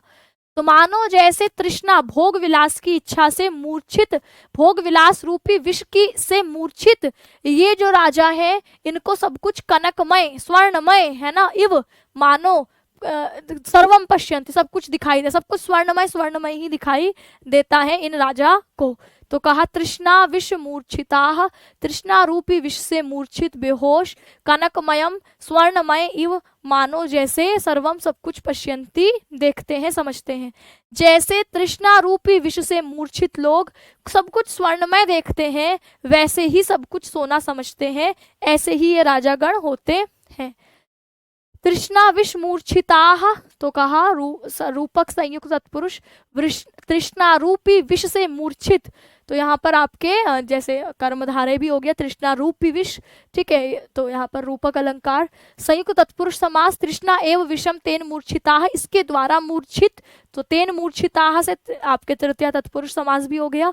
कनकमय मयट प्रत्यय है, कहीं भी मय लगा है तो मयट प्रत्यय होता है, कनक धन मयट, कनकमय स्वर्णमय इव मानो अव्यय पद है, सर्वम सब कुछ देखते हैं। दृश्य धातु होगी, पश धातु ने दृश्य धातु से लट लकार प्रथम पुरुष बहुवचन का रूप दृश्यंत आपके पश्यंती देखते हैं। दृश्य धातु का रूप ही पश्यति पश्यतः पश्यंती करके चलता है। कहा ईशवः इव पान वर्धित त्र्यक्षणः पर प्रेरिता विनाशयन्ति। ईशवः इव, ईशवः कहा बाण को, है ना, ईशवः मतलब क्या होता है, बाण, ठीक है। बाण मतलब तीर वगैरह होते हैं ना जैसे, तो जैसे बाण के समान। तो बाण को आप क्या करते हो, एक होता है धनुष और एक होता है बाण। बाण को आप क्या करते हो, किसी पर तानते हो और वही बाण जाकर किसी की जान ले लेता है। तो ईशवः इव बाण के समान, पान वर्धित त्र्यक्षणः, अब इसमें भी देखो दो अर्थ हैं, पान वर्धित त्र्यक्षणः। तो एक होता है आपका जिस पर उस बाण की धार को नुकीला किया जाता है, तो पान के द्वारा जो वर्धित है, पान से जो बढ़ाया गया है, त्र्यक्षणः तीक्ष्णता, उसका नुकीलापन। तो पान, एक पान का अर्थ क्या हो गया, जो जिस पर आपके उसको रगड़ा जाता है, मतलब बाण को रगड़ा जाता है और उसकी वर्धिता बढ़ाई जाती है, तीक्ष्ण्यम तीक्ष्णता नुकीलापन उसको और बढ़ाया जाता है, ताकि किसी को एक बार भी लगे तो वो सीधा एक बार में उसका काम तमाम हो जाए। तो ईशवः इव जैसे बाण की तीक्ष्णता को पान पर बढ़ाया जाता है और पर प्रेरिता और दूसरों के द्वारा प्रेरित, दूसरों के द्वारा चलाए जाने पर वह विनाशयंती किसी और का जाकर विनाश कर देता है। तो ऐसे ही कहा, ऐसे ही अब यहाँ पर दूसरा अर्थ क्या है, पान वर्धित तीक्ष्णः, मध्य पान से, एक तो अच्छा इस पान का अर्थ, एक पान का अर्थ हो गया शान, शान मतलब जिस पर आपके वो तीर का तीक्ष्णता को रगड़ रगड़ के बढ़ाया जाएगा, और दूसरा पान मतलब हो गया मध्य पान, शराब आदि पीने से, शराब आदि पीने से और उसकी तीक्ष्णता को बढ़ाना मतलब कोई भड़काए, राजा को ही कोई शराब आदि पिला करके क्या करे, उसको भड़काए कि ऐसा नहीं, आपको ऐसा करना चाहिए, है ना, पता है आपको ये करना चाहिए, आपको आपको लोग सम्मान से नहीं देखते हैं, इस तरीके से कोई भड़काए। तो ऐसे में कहो मद्यपान से बढ़ाई गई तीक्ष्णता, शराब पिलाकर उसको भड़काकर उसकी गुस्से को और बढ़ा दिया, और शान यानी बाण की जैसे तीव्रता उसको रगड़कर बढ़ाई जाती है। पर प्रेरिता दूसरों द्वारा प्रेरित, बाण को मारने वाला कोई और है, मतलब उसको तीखा करने वाला कोई और है और चलाएगा कोई और, तो जिसने तीखा करा है उसकी इंटेंशन थी कि सामने वाला बचना नहीं चाहिए। ऐसे ही यहाँ राजा को किसी ने और ने प्रेरित किया है, दूसरों के प्रेरित द्वारा विनाशयंती विनाश कर देते हैं। तो जैसे कोई आपके नुकीले बाण से किसी व्यक्ति को दूसरों द्वारा प्रेरित होने पर एकदम उसको लगने पर वह विनाश हो जाता है, उसका नष्ट हो जाता है, मृत्यु हो जाती है, ऐसे ही दूसरों के द्वारा प्रेरित यह राजा आपके क्या होता हुआ, तो कहा तीक्ष्ण होता हुआ, नुकीला होता हुआ, मानो दूसरों को नष्ट कर देता है। तो जैसे शान से तेज किए हुए बाण धनुर्धर द्वारा चलाए जाने पर लक्ष्य को नष्ट कर देते हैं, ऐसे ही मद्यपान से, शराब आदि के पान से क्रूरता में जो तीक्ष्ण बने राजा, जिनके अंदर क्रूर प्रवृत्ति बढ़ गई है, दूसरों द्वारा प्रेरणा से क्या करते हैं, वो अपनी प्रजा का विनाश करते हैं। तो मंत्रियों आदि के भड़काने पर वो अपनी प्रजा का ही विनाश कर देते हैं। तो पर प्रेरित होते हुए ये राजा आपके मद्यपान से, शराब से और अत्यधिक अपने क्रोध को बढ़ाते हुए अपने आप को और क्रूर करते हुए विनाशयंती, विनाश कर देते हैं। ठीक, तो जहां पर एक शब्द के दो अर्थ निकल रहे हैं, श्लेष अलंकार होता है ना। श्लेष मतलब चिपकना, चिपकना मतलब जहाँ एक ही शब्द के दो अर्थ निकले, है ना। तो एक शब्द में दो अर्थ चिपके हुए हैं, तो यानी श्लेष अलंकार वहां पर होता है। तो जैसे शान से अच्छा, इसमें हमने कहा ईशवः प्रथमा विभक्ति बहुवचन का पद है, इव उपमावाचक शब्द है। पान वर्धित, वर्धित तीक्ष्णः, तो पानेन वर्धितम तीक्ष्ण्यम ये शाम थे, जिनकी शान से तीक्ष्णता को बढ़ा दिया गया है। पर प्रेरिताः, पर ही प्रेरिताः तृतीय तत्पुरुष समास है। विनाशयंती, तो आप कहेंगे यहाँ पर विउपसर्ग है ना, और आपके नश धातु है, नश धातु है, और यहाँ पर ऋच प्रत्यय है, और लट लकार प्रथम पुरुष बहुवचन का रूप है। अब आगे लिखा है दूरस्थिना अपि, दूरस्थितानि अपि फलानि इव दंड विक्षपहि महाकुलानि शातयन्ति। दूरस्थितानि अपि, दूरस्थितानि अपि यानी जो दूर में स्थित हैं, ऐसे फलानि इव, ऐसे कोई पेड़ है जिसमें फल बहुत दूर लगा हुआ है, तो दूर स्थितानि अपि फलानि इव, दूर स्थित फलों, दूर स्थित होते हुए भी फलानि इव फलों के समान दंड विक्षेपे ही, तो दूर स्थित फलों को जैसे आप दंड से, डंडे से क्या करते थे, तोड़ने की कोशिश करते हो, है ना। तो दूर में स्थित हैं जो फल, उनको हम डंडे से जैसे तोड़ने की कोशिश करते हैं, इसके समान ही। तो कहा दूर स्थितानि अपि फलानि इव, फलों के समान दंड विक्षेप ही, दंड आदि विक्षेपों के द्वारा, प्रताड़ना के द्वारा महाकुलानि शातयन्ति, महाकुल जो आपके श्रेष्ठ कुल वाले, श्रेष्ठ आचरण वाले लोग हैं, उनको शातयन्ति, उनको सताते हैं, उनको आपके जो है उनको टॉर्चर करते हैं। तो जैसे दूर में स्थित फलों को हम डंडे से फलों को तोड़ते हैं, ऐसे दूर में स्थित राजा से जो दूर हैं, है ना, उनको राजा का, सीधे राजा की क्रूरता का या राजा के अहंकार का जिन पर सीधा कोई प्रभाव नहीं पड़ता, लेकिन जैसे हम दूर वाले फलों को डंडे से हिलाकर तोड़ देते हैं, ऐसे लोगों पर राजा क्या करता है, तो कहा दंड विक्षेप ही, जो दंड कर टैक्स होता है ना, उसको दंड कहा।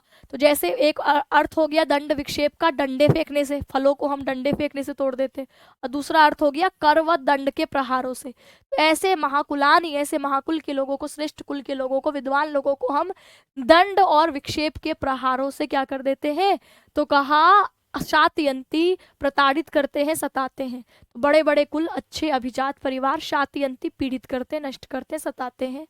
तो जैसे ऊंचाई पर लगे फलों को डंडे फेंक कर गिरा लिया जाता है, वैसे ही जो दूर स्थित उच्च कुल है, उनको राजा दंड विक्षेप, है ना, कर रोपण दमन आदि से पीड़ित करके क्या कर देते हैं, नष्ट कर देते हैं।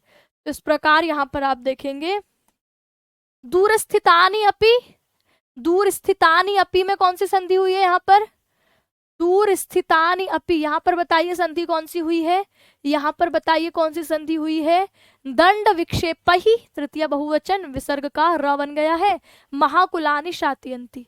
दूर स्थितानि अपि में आपके प्रथमा बहुवचन का रूप है। फलानि इव, फलानि द्वितीय बहुवचन है, इव उपमावाचक पद है। दंड विक्षेप ही तृतीय बहुवचन का ये पद है, दंड के द्वारा विक्षेपित, दंडा नाम विक्षेप षष्ठी तत्पुरुष समास है। और महाकुलानी, महाकुल कर्मधारय समास हो गया। शातयन्ति शत धातु लट लकार प्रथम पुरुष बहुवचन का रूप।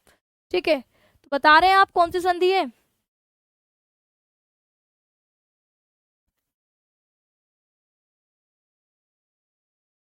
ठीक है, यहाँ पर है आपकी यण संधि, दूर स्थितानि अपि, ई की जगह य आ गया, न आधा हो गया और यपि बन गया, इसमें दीर्घ संधि।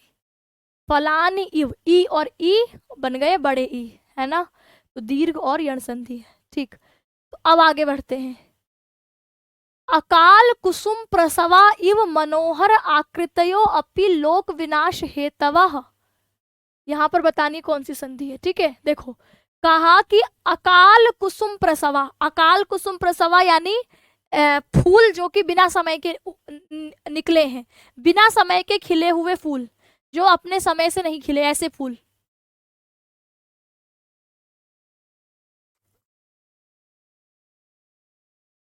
तो लिखा है अकाल कुसुम प्रसवा इव, अकाल जो आपके बिना समय असमय, कुसुम प्रसवा फूलों के उत्पन्न होने के समान, मनोहर आकृतयो अपि, मनोहर आकृति वाले होते हुए भी, लोक विनाश हेतवः, लोक संसार के विनाश के हेतवः कारण होते हैं। जैसे असमय खिले हुए फूल, जब उनका समय था, वसंत ऋतु में खिलने वाला फूल सर्दी में खिल गया है, तो ये फूल तो दिखने में सुंदर ही लगेंगे, मनोहर आकृत होंगे, है ना, मन को हरने वाली आकृति होगी फूलों की, फूल सुंदर होते हैं।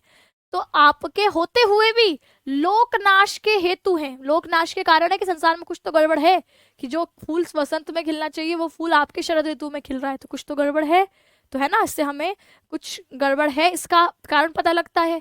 तो ऐसे ही ये राजा आपके असमय हुई फूल खिलने के समान मनोहर आकृति होते हुए भी क्या करते हैं, तो कहा लोकनाश के हेतु ही होते हैं।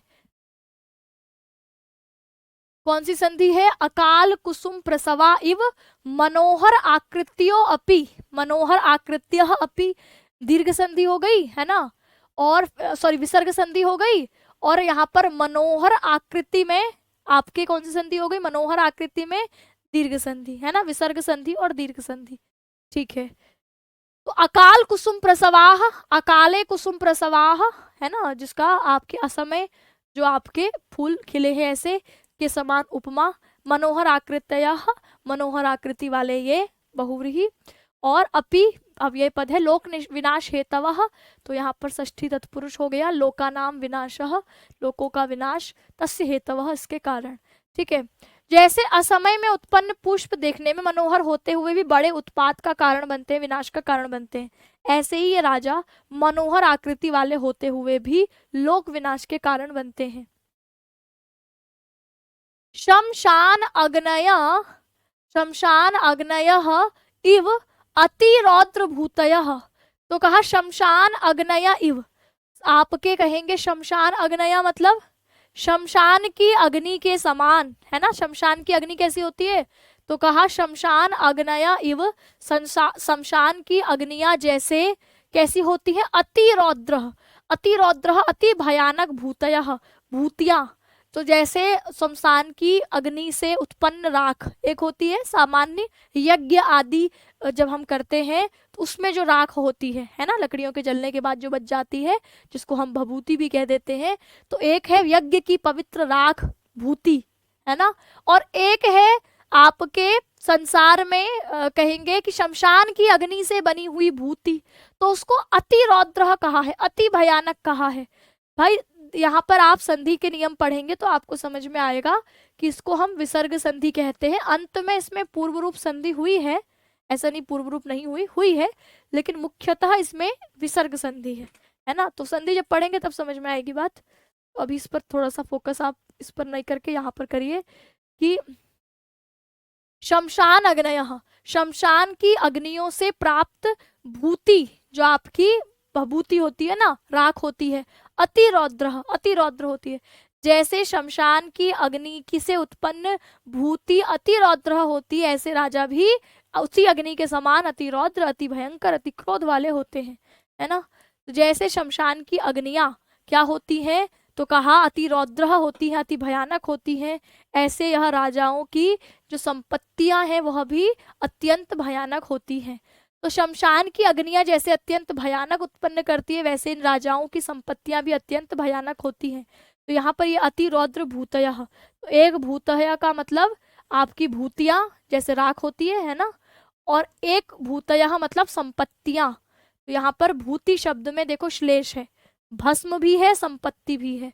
तो जैसे आपके शमशान अग्नयः इव, शमशानस्य अग्नयः, शमशान अग्नयः तत्पुरुष समास, आपके इव उपमा हो गई, और अति रौद्र भूतयः बहुव्रीहि अतिशयेन रौद्राः भूति येषां ते, और यहाँ पर भूति शब्द में श्लेष। तो शमशान की अग्नियां जैसे अत्यंत भयानक भस्म को उत्पन्न करने वाली होती है, वैसे ही इनकी संपत्तियां भी अत्यंत कैसी होती हैं, भयानक होती हैं।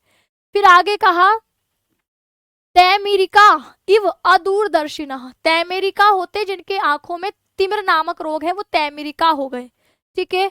तो आप क्या कहेंगे, तैमेरिका कौन है, जो तिमिर रोग से ग्रस्त है ऐसे लोग, तो उनको हम तैमेरिक कहते हैं। तो जैसे तैमेरिक लोग होते हैं तिमिर रोग से ग्रस्त लोगों के समान अदूरदर्शिनः, अदूरदर्शी हो जाते हैं, दूर तक नहीं देख पाते।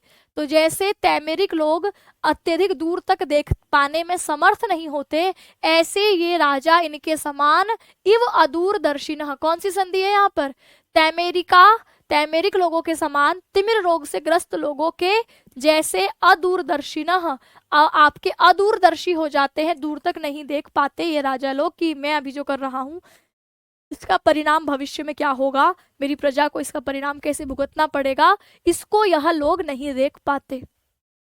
तो तैमेरिका तिमिरम संजातम ये शाम ते, तिमिर रोग हो गया है जिसको ऐसे वे, बहुव्रीहि इव अव्यय पद है, अदूरदर्शिनः दूरम द्रष्टुम अशक्ताः, दूर देखने में जो आपके असमर्थ है उसको हम अदूरदर्शिनः कहते हैं, यहाँ भी बहुव्रीहि है। तो जैसे तिमिर रोग, हाँ दीर्घ संधि है, बहुत बढ़िया दीर्घ संधि है, इव अदूरदर्शिनः, इव में भी अ, अदूरदर्शिनी में भी अ और आ हो गया है, इवा अदूरदर्शिनः, ठीक है। तो जैसे तिमिर रोग से ग्रस्त व्यक्ति दूर की वस्तु नहीं देख पाते, वैसे ही राजा भी ये भविष्य के परिणामों को देख नहीं पाते।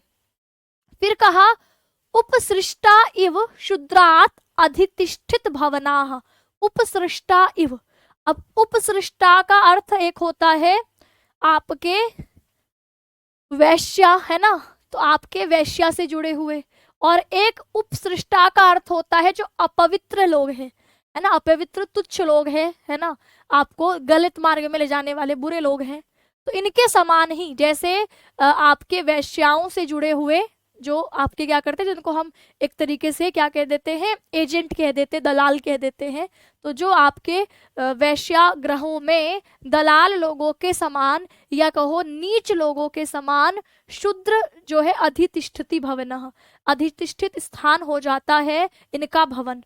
राजाओं के भवन वैसे ही शूद्र नीच एजेंट लोगों के द्वारा आपके घिरा हुआ होता है, जैसे किसी वैश्या का घर भवन।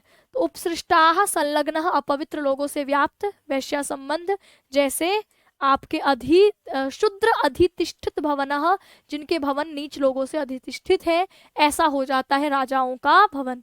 तो जैसे वैश्याओं के कोठे नीच लोगों से व्याप्त रहते हैं, शूद्र लोगों से व्याप्त रहते हैं, वैसे ही इनके भवन भी ऐसे ही शूद्र व्यक्ति नीच व्यक्तियों के द्वारा व्याप्त रहते हैं, ऐसे राजाओं के।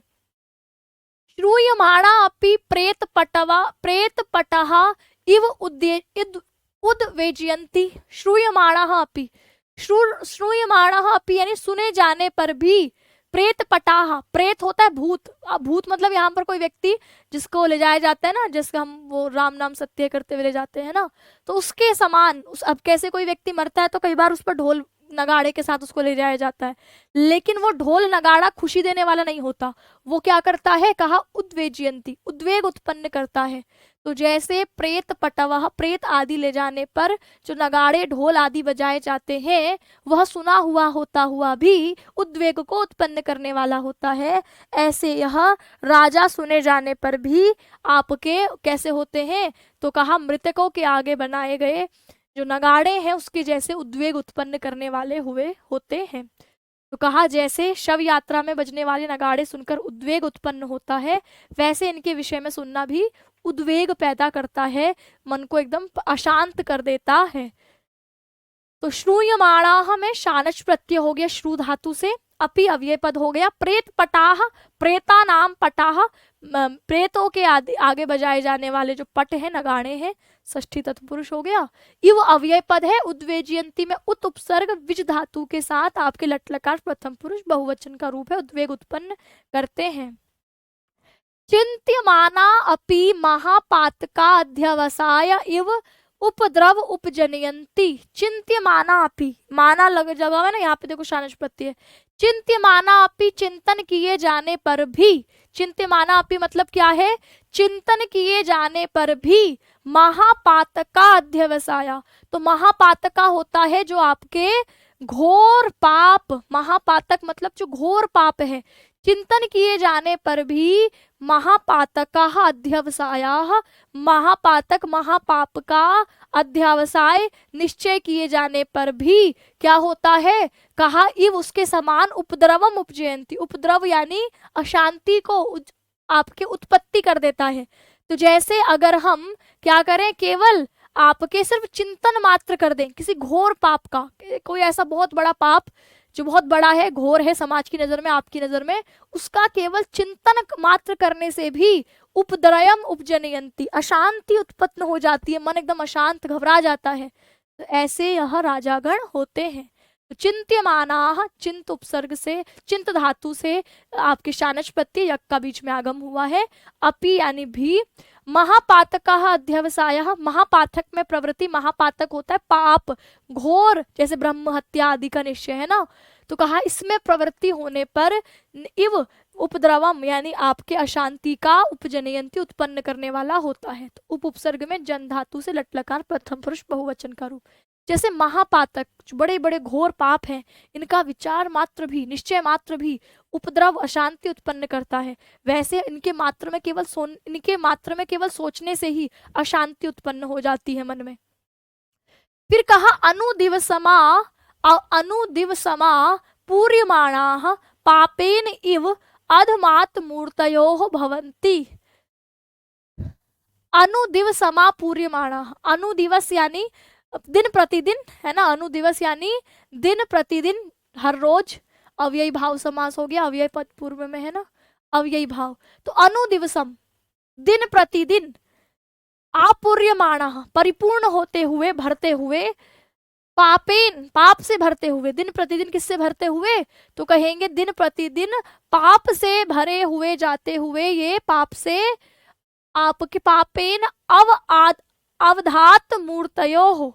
तो जैसे आपकी मूर्ति होती है, पापेन, पापेन के बाद है इव, पापेन, फिर यहाँ पर इव गुण संधि हुई, फिर है आदमात मूर्तयो हो, फूली हुई मूर्ति के समान, फूली हुई संरचना के समान भवंती हो जाते हैं।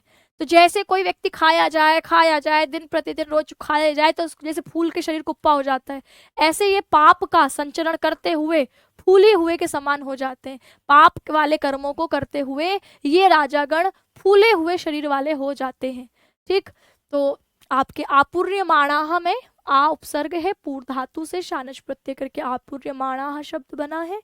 पापेन तृतीय एक वचन का है, पाप से मानो क्या हो जाते हैं, आदमात मूर्तयः बहुव्रीहि समास है कि फूले हुए शरीर वाले, भवंती भू धातु लटलकार प्रथम पुरुष बहुवचन हो जाते हैं।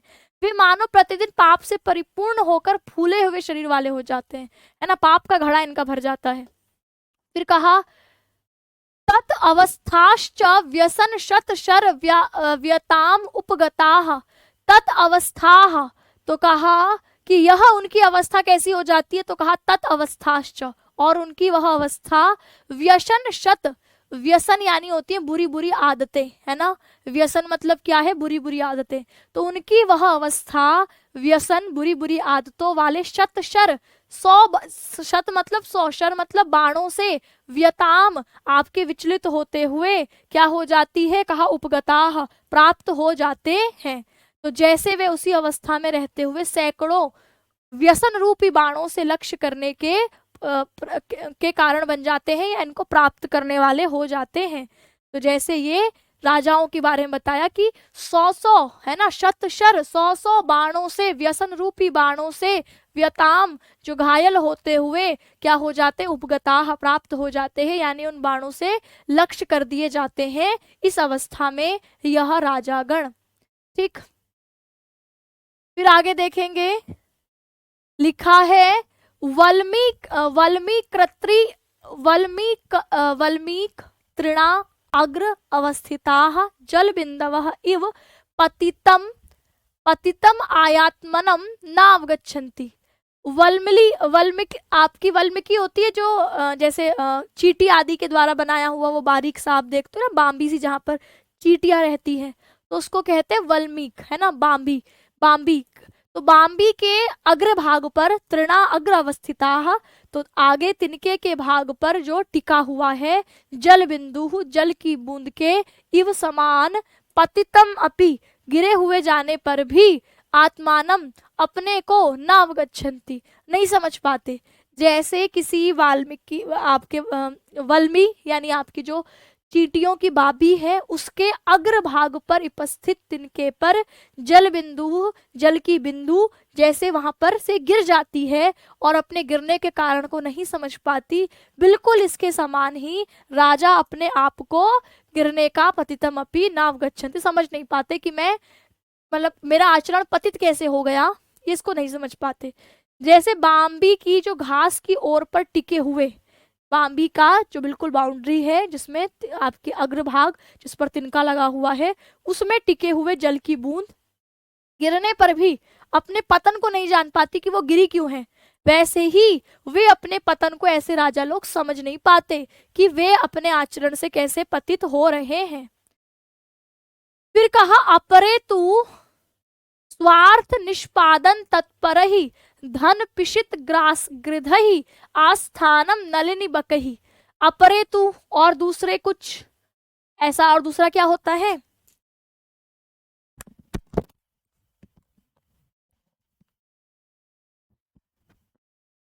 क्लास कितने बजे तक चलेगी? देखो ये कंटेंट अभी हम कौन से पेज पर है, 90 पेज पर है, ठीक है। और हमारे पास पेज कितने हैं टोटल? 237 है, ठीक है। तो अनुमान लगाओ कब तक चल सकती है? 237 में चलो कुछ तो सूक्तियां हैं लास्ट में, कंटेंट 233 तक है और अभी हम 90 में हैं, तो लगभग हमें 1.25 घंटा हुआ है क्लास करते हुए। तो मान के चलो हमको कम से कम 2.5 घंटे तो और चाहिए, 2.5 से 3 घंटे। तो मैं एक काम करूंगी, 12 बजे आपको छोड़ दूंगी, 12 बजे के बाद 1 घंटा आप लोग रेस्ट करना, फिर हम 1 बजे मिलेंगे व्याकरण, 1 से 2 हम व्याकरण कर लेंगे, फिर व्याकरण करने के बाद आपको आधे घंटे का ब्रेक और मिल जाएगा, है ना, 2:30 बजे तक।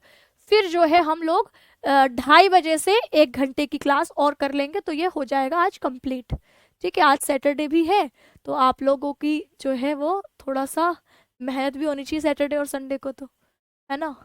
तो 234 पेज आप लगभग लगाओ कि 234 पेज का कंटेंट है और 90 पेज पर अभी हम हैं। तो 12 बजे मैं आपको छोड़ दूंगी, 1 से 2 व्याकरण पढ़ेंगे, 2 से 3 का या 2:30 तक का रेस्ट ले लेना, उसके बाद फिर हम 1 घंटे की क्लास और करेंगे, तो ये हो जाएगा खत्म, ठीक। किसी को कोई दिक्कत बताइए? किरण है क्लास में और कौन है? चंद्रभान है और श्रीकांत है, गौरी है, आरती है, ठीक है, शेष नारायण, ठीक है। कोई दिक्कत? खाना भी बनाना है तो खाना बनाते बनाते क्लास देख लेना, है ना। अब काम तो रोज के होंगे ही ना, रोज कुछ ना कुछ काम तो होगा ही। हाँ आज खत्म कर दीजिए, तो हाँ आज इसको खत्म कर देंगे क्योंकि आज 3 बजे से मेरी बाकी क्लासेस नहीं है, तो मैं आपको ही 1-2 घंटे और दे करके आज इसको हम खत्म कर लेंगे, ताकि मंडे से एक नए ग्रंथ की शुरुआत हो सके। ब्रेक मैं आपको दे ही रही हूँ, मैं 12 बजे तक आपको पढ़ाऊंगी, 1 घंटे का ब्रेक मिलेगा, व्याकरण कर लेंगे 1 से 2, फिर 1 घंटे का आधे घंटे का ब्रेक दे करके फिर 1-1.5 घंटे की क्लास लगाएंगे, तो शुकनासोपदेश आज डन हो जाएगा, है ना। और फिर हम कल सुबह 7 बजे रिवीजन करने की, वैसे मैं सोच तो रही हूँ आपको करवा दूँ, पर मुझे लग रहा है कि फिर ये ज़्यादा हो जाएगा कि कल ही मैं अगर सुबह सुबह 7 बजे आपको रिवीजन करवाऊँ। वैसे तो मैंने 7 बजे का ही सोचा था, पर अब मुझे लग रहा है कि 1 दिन का और ब्रेक देना पड़ेगा आपको, उसके बाद रिवीजन होगा तो ज़्यादा बेटर रहेगा। देखो एक ऑप्शन है, आप ही लोग बताओ, एक ऑप्शन है कि हम कल ही संडे को ही रिवीजन कर लें, लेकिन मुझे लगता है कि इतना सारा पढ़ने के बाद कल ही सुबह 7 बजे रिवीजन करेंगे तो फिर इस रिवीजन का कोई फायदा नहीं होगा, क्योंकि दिमाग तो थका हुआ है।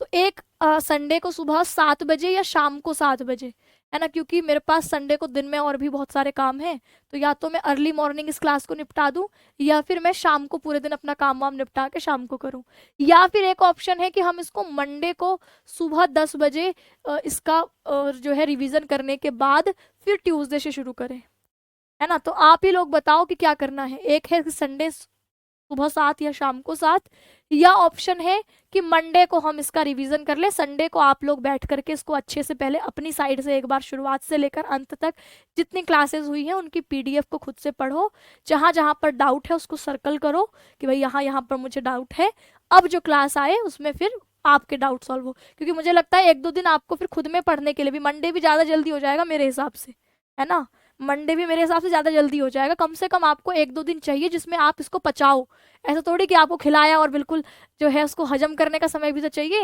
है ना, तो हजम करने का समय चाहिए, तो कम से कम 1-2 दिन आपको खुद से पढ़ना चाहिए इसको शुरुआत से लेकर अंत तक, फिर 1-2 दिन का ब्रेक लेकर के हम इसको शुरू करें। या एक काम ऐसा करते हैं कि आप पूरा 1 हफ्ता लीजिए, हम सैटरडे को इसका वन शॉट करें, सैटरडे को तक आप इसको अच्छे से पढ़ लेंगे, तो सैटरडे को ही हम इसका वन शॉट करें। तब तक हम लोग अपना ऐप में मंडे से दूसरा कोई हल्का ग्रंथ, जैसे नीति शतक आसान है, नीति शतकम की भाषा बहुत मुश्किल नहीं है, नीति शतकम को शुरू कर लें। तो नीति शतकम हम मंडे से शुरू कर लें, नया ग्रंथ। इस हफ्ते आप इसको अच्छे से क्या है डाइजेस्ट कर लो, पचा लो, फिर उसके बाद जो है जाकर के हम लोग इसका पूरे हफ्ते आप लोग इसको पढ़ोगे थोड़ा थोड़ा समय निकाल कर, उसके बाद सैटरडे में रिवीजन करें। अब बताओ आपको क्या ठीक लग रहा है? चलिए आप ही लोग कमेंट्स में लिखकर बताइए, फिर मैं आगे बढ़ूंगी। आज हम इसको एक्स्ट्रा क्लास करके अभी 12 बजे के बाद, एक व्याकरण के बाद 3 या 4 बजे जो भी है, 1-2 घंटे पढ़ के इसको खत्म करते हैं। पूरा हफ्ता लीजिए आप, ठीक है, पूरा हफ्ता लीजिए मेरे हिसाब से, अकॉर्डिंग टू मी। मेरे लिए तो देखो जिम्मेदारी खत्म करने वाला तो सारी क्लास रेडी है, अब आपको बताना ही है एक बार वन शॉट में, है ना। मैं सुबह 3 घंटे या शाम को 3 घंटे संडे को निकाल सकती हूँ, कोई बड़ी बात नहीं है।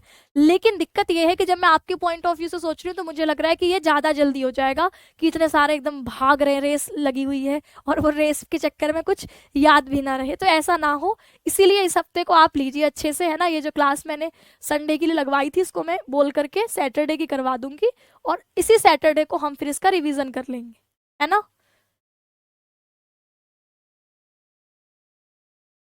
अपने हिसाब से ही करवाओ, हाँ, तो फिर मुझे यही ठीक लग रहा है। करवाना तो मंडे को भी कोई बड़ी बात नहीं है, मंडे को मैं नया ग्रंथ शुरू करने के बजाय आप लोगों को वन शॉट ही करा दूं, पर इतनी जल्दी मुझे करवाने का कोई फायदा नहीं लग रहा, मुझे लग रहा है इससे नुकसान ही होगा कि मैं जल्दी जल्दी खत्म करके आगे बढ़ रही हूँ, और आपके डाउट वैसे के वैसे बने हुए हैं। इसीलिए 1 हफ्ता आप शुक्नासो उपदेश में खुद दीजिए, नीति शतकम की क्लास देखते हुए जाइए।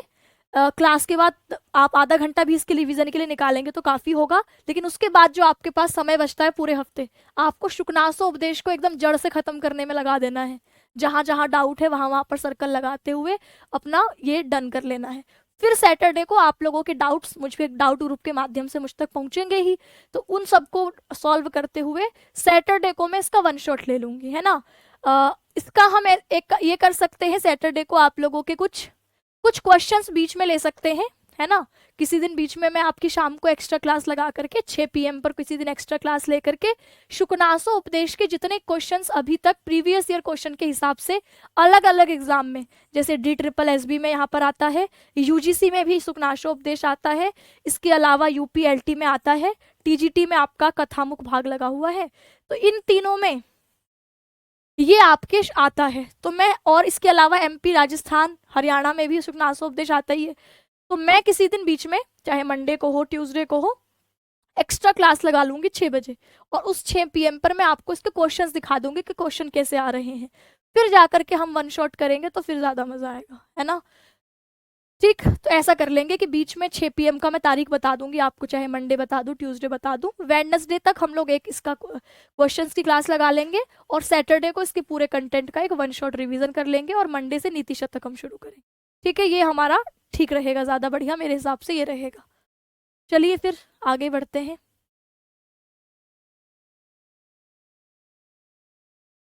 यहाँ से हम पढ़ रहे हैं, पढ़ने नहीं आता है जल्दी जल्दी, पढ़ने का अभ्यास करोगे तो आएगा, ठीक है। जल्दी जल्दी तो मैं भी नहीं पढ़ पाती, है ना, तो अभ्यास करना पड़ता है। जितनी ज़्यादा हम अभ्यास करेंगे उतना ज़्यादा हमें स्पीड हमारी उतनी ज़्यादा आएगी, ठीक है। धीरे धीरे आपको पता चलने लगेगा कि कहाँ कहाँ पर कौन सी संधि है। जैसे इसको हम देखें तो स्वार्थ, निष्पादन, तत्परहि, धन, पिशित, ग्रास, गृधहि, आस्थान, नलिनी, बकही। तो इस तरीके से आपको शब्दों को तोड़ तोड़ कर पढ़ना तब आएगा जब आप बार बार अभ्यास करेंगे, ठीक है। क्योंकि कोचिंग का टाइम रहता है मेरा। मैम प्लीज भाई, आप क्या कह रहे हैं? देखिए, अब आप में से जिसका टाइम मैच करता है, जिसको लगता है कि टाइम बिल्कुल ठीक है, वो इस हिसाब से लाइव क्लास देखिएगा। जिसको लगता है हम बिजी हैं, कहीं और इंगेज्ड हैं, तो आप उसको बाद में रिकॉर्डेड माध्यम में जैसे आपका टाइम टेबल कंफर्टेबल हो उस हिसाब से करिएगा। ठीक है, अब ये हमारा फाइनल है कि इस तरीके से हम चलेंगे कि बीच में किसी एक दिन में आपको क्वेश्चंस की सीरीज करा दूं, और फाइनली सैटरडे को आप लोगों के डाउट जब तक क्लियर हो जाएंगे, आप खुद अपनी तरफ से एक बार पूरे शुक्नासोपदेश को पढ़ लोगे, फिर मैं आप लोगों के सैटरडे को कराऊंगी। ठीक है, संडे क्लास क्लोज कर दो। हाँ, संडे को डन क्लोज ही कर रही हूँ, क्योंकि मेरे लिए भी संडे को थोड़ा सा पढ़ाना हेक्टिक हो जाएगा पूरे हफ्ते पढ़ाने के बाद, है ना। ठीक है, तो कल का हम फाइनली प्लान कैंसिल ही करते हैं, सीधे उसको सैटरडे को वन शॉट लेकर आएंगे। देखिए, ठीक है। तो अब यहाँ पर से हम देख रहे हैं, लिखा है अपरेतु, और दूसरा कुछ क्या करते हैं, स्वार्थ निष्पादन तत्पर ही। स्वार्थ में अपने जो लगे हुए हैं, ऐसे स्वार्थ की सिद्धि में लगे हुए, स्वार्थ निष्पादन तत्पर ही, धन पिशित ग्रास गृध ही। तो कहा जैसे धन, धन के लालच में जैसे गिद्ध होते हैं ना, तो जैसे धन रूपी मांस पर गिद्धों की तरह लालची।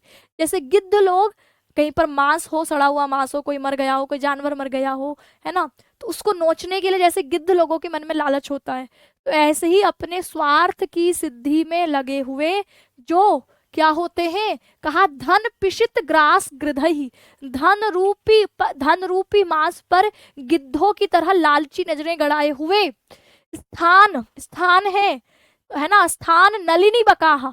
तो जैसे यहाँ पर नलिनी बोला है, नलिनी बोलते कमल को, तो यहाँ पर राजमहल को ऐसा स्थान बोला है जैसे कमल रूपी वन होता है। तो राजमहल, जो राजा का राजमहल है, वह कैसा है, कमल रूपी वन के समान है ना। कमल रूपी जो आपका कमल रूपी जहाँ पर वन होता है उसके समान, कमल रूपी वन के समान। और बकाह, बका होते बगुल, बगुले बड़े धूर्त होते हैं, है ना, चालाक होते हैं।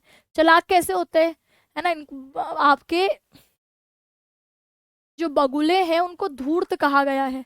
तो ये बगुले इतने धूर्त होते हैं कि ये बिल्कुल एक टांग पर ऐसे आपके जो है नदी के किनारे, या वैसे देखोगे आप इनको जैसे ध्यान में होंगे, है ना, बड़े साधु हैं, और देखेंगे बिल्कुल शांत ध्यान की मुद्रा में लगाए हुए होंगे, और जैसी कोई मछली किनारे पर आएगी तुरंत उस पर झपट्टा मारेंगे और एकदम खा लेंगे, और फिर खा के भी तुरंत खा के ऐसे हो जाएंगे जैसे इन्होंने कुछ किया ही नहीं।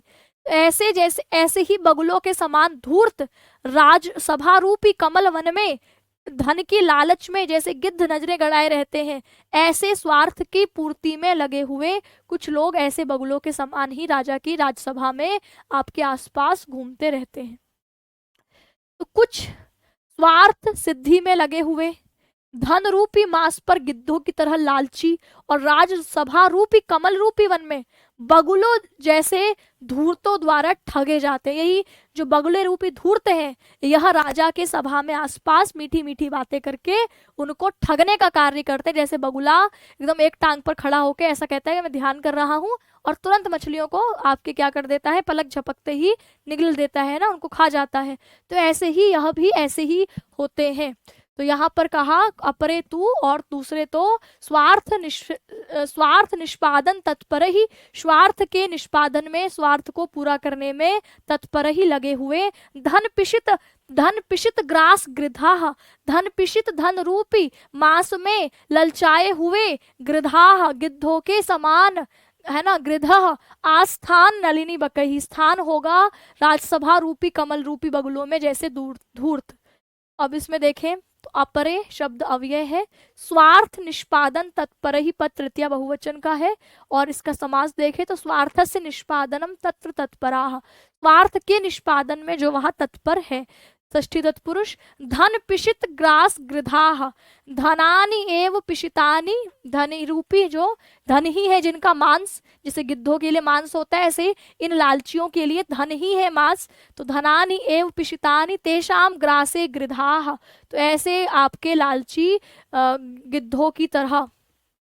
आस्थान नलिनी बकाः, स्थानम एव नलिनी, जो राजमहल का स्थान है, राजसभा है, वही है जिनके लिए नलिनी यानी कमल रूपी वन के समान, और तस्याम बकाह, और उसमें स्थित यह अपने स्वार्थ की सिद्धि में लगे हुए बकही धूर्त बगुले। ठीक है। तो इस प्रकार यहाँ पर कहा कि जैसे कुछ राजाओं के लिए क्या होता है, तो कुछ लोग स्वार्थ पूर्ति में लगे हुए धन रूपी मांस पर गिद्धों की तरह लालची और राजसभा रूपी कमल वन में बगुलों जैसे धूर्त द्वारा ठगे जाते हैं। द्यूतम विनोदम इति, इनको क्या, अब ये कैसे ठगते हैं राजाओं को, अपनी स्वार्थ की सिद्धि में लगे हुए, जैसे गिद्ध मांस पर घेरे रहते हैं उसको, तो ऐसे ही ये बगुले रूपी धूर्त राजसभा में राजा को घेरे रहते हैं। और उसको कैसे ठगते हैं, कहते हैं कि द्यूतम विनोदम, जो जुआ है ना वो तो मनोरंजन है, तो जुए को क्या बताते हैं, द्यूतम विनोद इति। द्यूत तो जुआ तो मनोरंजन है ना, राजा को तो ये करना चाहिए, राजा का मनोरंजन है, उसका दिमाग फ्रेश होता है। तो ये धूर्त लोग द्युत को, द्युत में घय प्रत्यय लगाकर द्युतः बनता है, विनोदः व्युपसर्ग है, नुद धातु से घय प्रत्यय विनोदः इति, ऐसा अव्यय पद। वे कहते हैं जुआ, अरे राजा आप भी क्या बात करते हैं महाराज, ये तो मनोरंजन है, आप इतना इतना काम करते हैं, आप बताओ मनोरंजन नहीं होगा तो आपका दिमाग फ्रेश कैसे होगा, तो आपके दिमाग को फ्रेश रखने के लिए ये जुआ तो जरूर खेलना चाहिए। ऐसा ये आपके अपने स्वार्थ सिद्धि में लगे हुए गिद्धों की तरह ये आपके कहते हैं। अब लिखा है परदारा अभिगमनम वैदग्ध्यम इति। परदारा, परदारा मतलब दूसरे की स्त्री को, अभिगमन दूसरों की स्त्रियों पर, आपके पर स्त्रियों के गमन करने को कहते हैं वैदग्ध्यम, चतुरता, कि दूसरी स्त्रियों के साथ गमन करने को यह कहते हैं, अरे अरे ये तो आपकी चतुरता है, बताओ कोई आम इंसान थोड़ी ऐसा कर सकता है कि घर वाली भी बाहर वाली भी, ये तो चतुरता, चतुर लोग जो होते हैं, दिमाग से तेज लोग जो होते हैं वही कर पाते हैं, विद्वान लोग ही कर पाते हैं। तो क्या लिखा, परदारा अभिगमनम वैदग्ध्यम इति, परदारा गमनम, पर स्त्रियों के गमन को यह वैदग्ध्यम, चतुराई है, ऐसा कहते हैं। तो ये बताते हैं कि राजा उल्टा सिखाते हैं राजा को, ये गिद्ध अपने लालच में स्वार्थ की सिद्धि में लगे हुए राजमहल रूपी वन में इस बगुले धूर्त के समान, धूर्त बगुलों के समान है, जो कहते हैं कि जुआ मनोरंजन है। ठीक, फिर कहा परदारा अभिगमन, दूसरी स्त्रियों के साथ परगमन, वैदग्ध्यम है, चतुरता है, ऐसा यह सिखाते हैं। तो परदारा अभिगमन, परदारा अभिगमन दूसरी स्त्रियों का परगमन, वैदग्ध्यम विदग्ध धस से शय प्रत्यय लगा है, वैदग्ध्यम। मृगया श्रम इति, मृगया, मृगया होता है शिकार, कहते हैं कि शिकार करना तो एक तरीके का व्यायाम है ना, शिकार को ये नहीं बताते जीव हत्या है, कहते हैं अरे शिकार से तो आपके जो हाथ पैर जाम हो जाते हैं ना दिन भर यहाँ बैठे बैठे दिमाग चलाते चलाते, तो वो आपका एक तरीके से श्रम, एक एक्सरसाइज है, व्यायाम है, शिकार पर आपको जाना चाहिए। तो कहा मृगया, शिकार को यह श्रम बताते हैं, व्यायाम बताते हैं, ऐसे होते हैं ये लालची धूर्त सभा में बैठे बगुले।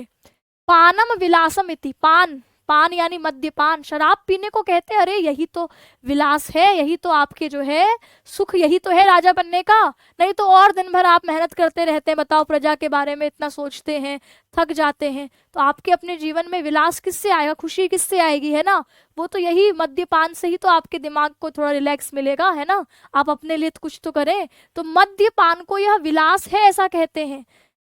ठीक, प्रमत्तता शौर्यमिति, परमत्तता, प्रमत्तता यानी प्रमाद, लापरवाही को ये कहते हैं शूरता है, अरे लापरवाही कोई आम इंसान थोड़ी कर सकता है, लापरवाही वही करता है जो शूरवीर हो।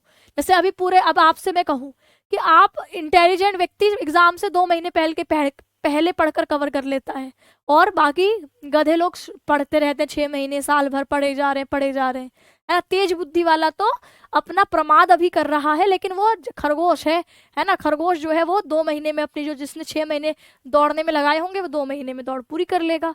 तो अब मैं ऐसा आपको बोल दूं तो आपको कॉन्फिडेंस आ जाएगा, हाँ हाँ कह तो सही रही कि 6 महीने क्यों पढ़े, 2 महीने एग्जाम से पहले पढ़ लेंगे, लेकिन सही सलाह है ये नहीं, गलत सलाह है।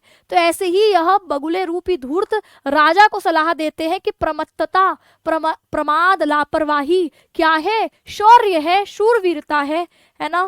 फिर कहा स्वदारा परित्यागो अव्यसन इति, अव्यसनता इति, कहते हैं स्वदारा परिग्रह, अपनी पत्नी को छोड़ने को ये कहते हैं कि अपनी पत्नी की क्या हो जाती है कि व्यसन हो जाता है, आदत हो जाती है, लत हो जाती है, बुरी लत है ये, तो उसको छोड़ना क्या है, तो कहा आपके अव्यसन है, बुरी आदत से छुटकारा है।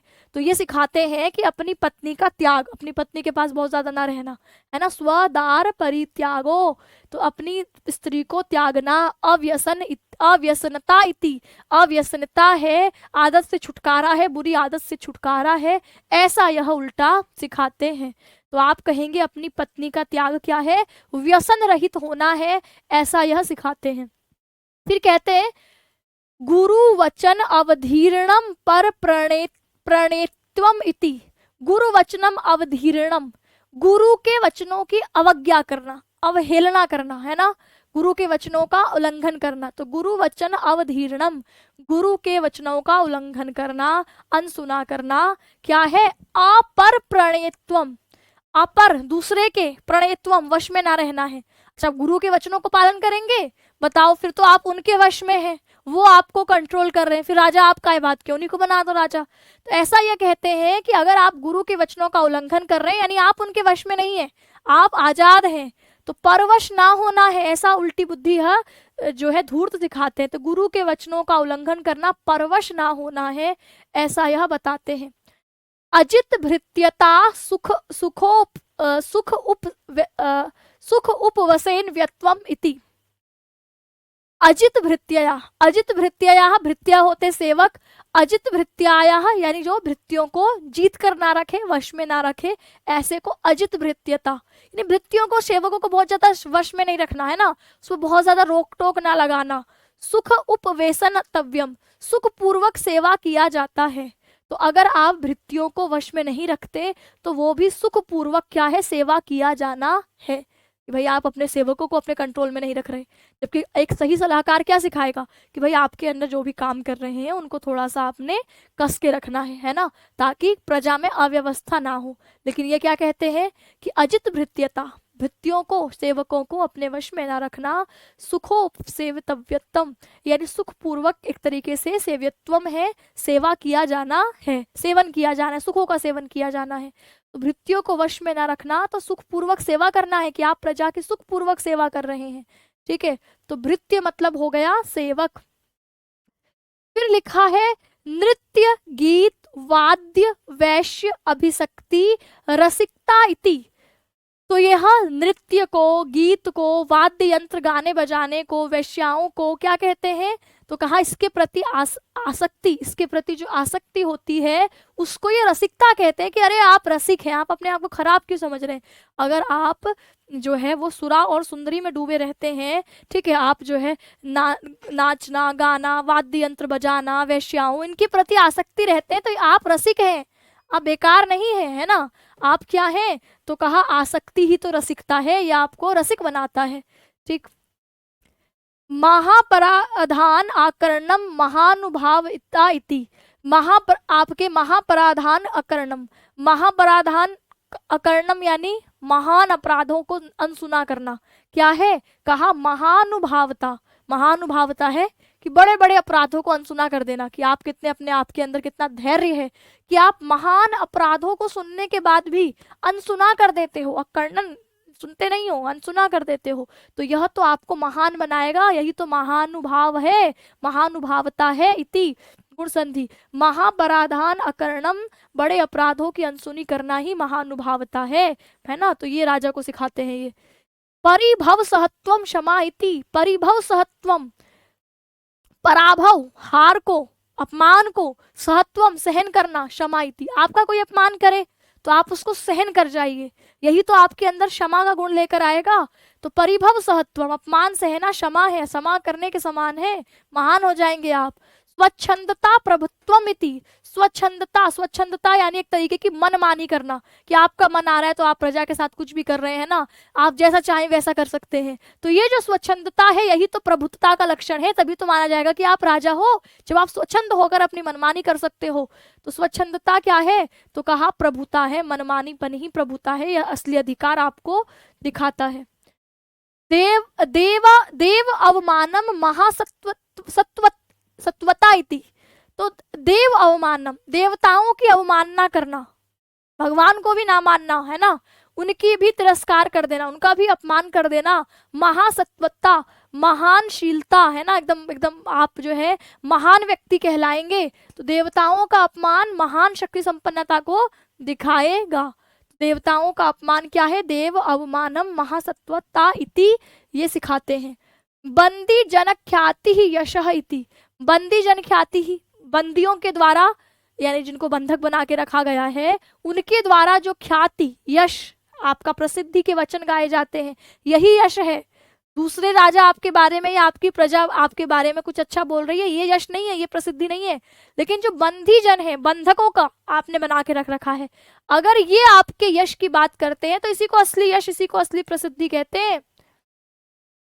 तरलतो उत्साह इति, चंचलता, तरलता, उत्साह है ना, आप जो है चंचल स्वभाव के हैं, यानी आप उत्साहित हैं, उसके आपके अंदर उत्साह है।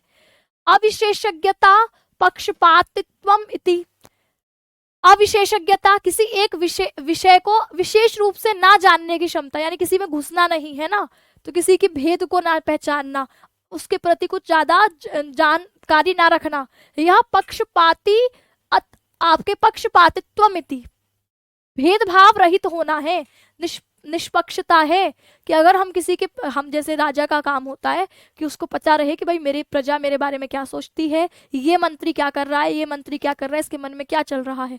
तो राजा को ऐसा होना चाहिए कि उसको सभी भेद पता है और तब भी वो शांत है। किसी को नहीं पता कि उसको सारे भेद पता है, लेकिन उसको अपने आप पता होने चाहिए। लेकिन ये क्या सिखाते हैं कि नहीं, अविशेषज्ञता होनी चाहिए, क्योंकि अगर विशेषज्ञता होगी, आप सब कुछ जाने रहेंगे कि भाई ये क्या कर रहा है, ये क्या कर रहा है, तो आप भेदभाव करेंगे, है ना।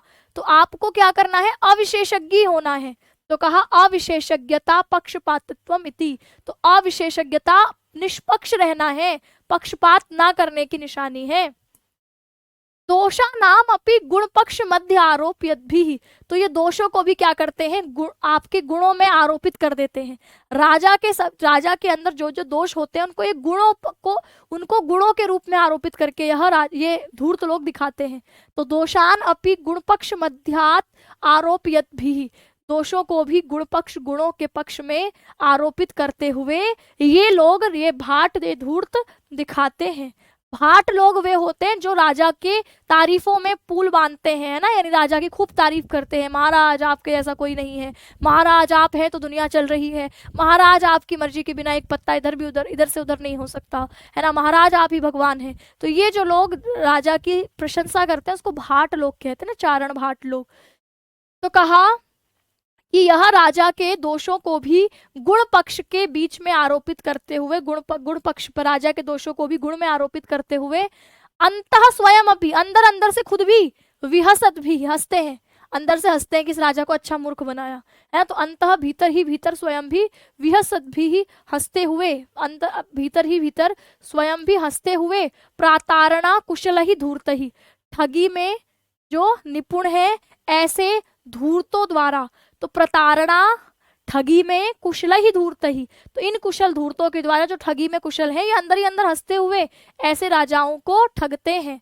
अमानुष उचिता भी, तो अमानुष उचिता, अमानुष यानी अमानवीय, अलौकिक शक्तियों के द्वारा स्तुति करते हुए प्रतार्यमाणा, ठगते हैं। तो राजाओं को ऐसे गुणों से दिखा देंगे कि राजा जो अलौकिक गुण है, जो सामान्य मनुष्य में पाए नहीं जाते, राजा भी हो तो 4 हाथ थोड़े हो जाएंगे, राजा के 2 ही हाथ रहेंगे।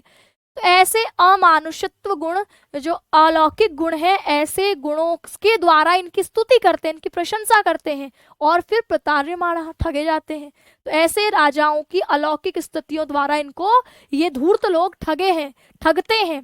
वित्तमत चित्ताह, तो कहा वित्तमत मत चित्ताह, धन के अभिमान से उन्मत्त हृदय वाले ये राजागण, वित्तमत्तः मत चित्ताह, तो वित्त के मद से जिनका मन जो है चित्त हो जाता है ना, इनका हृदय बिल्कुल उन्मत्त हो जाता है, अहंकारी हो जाता है धन के मद से, ऐसे यह निश्चेतनतया, निश्चेतना के साथ सुदबुद्ध होकर, तथैव इसी प्रकार, इति अपने आप को, आत्मानी, इति आत्मानी आरोपिता, तो ये भी निश्चेष्ट, निश्चेतन, एकदम बेहोश व्यक्ति के जैसे ही, इसी प्रकार जैसा उन्होंने बोला वैसा ही, इति आत्मानम आरोपिति, ऐसा अपने पर आरोप करते हुए, अलीक अभिमान, झूठे अभिमान वाले ये राजा भी हो जाते हैं।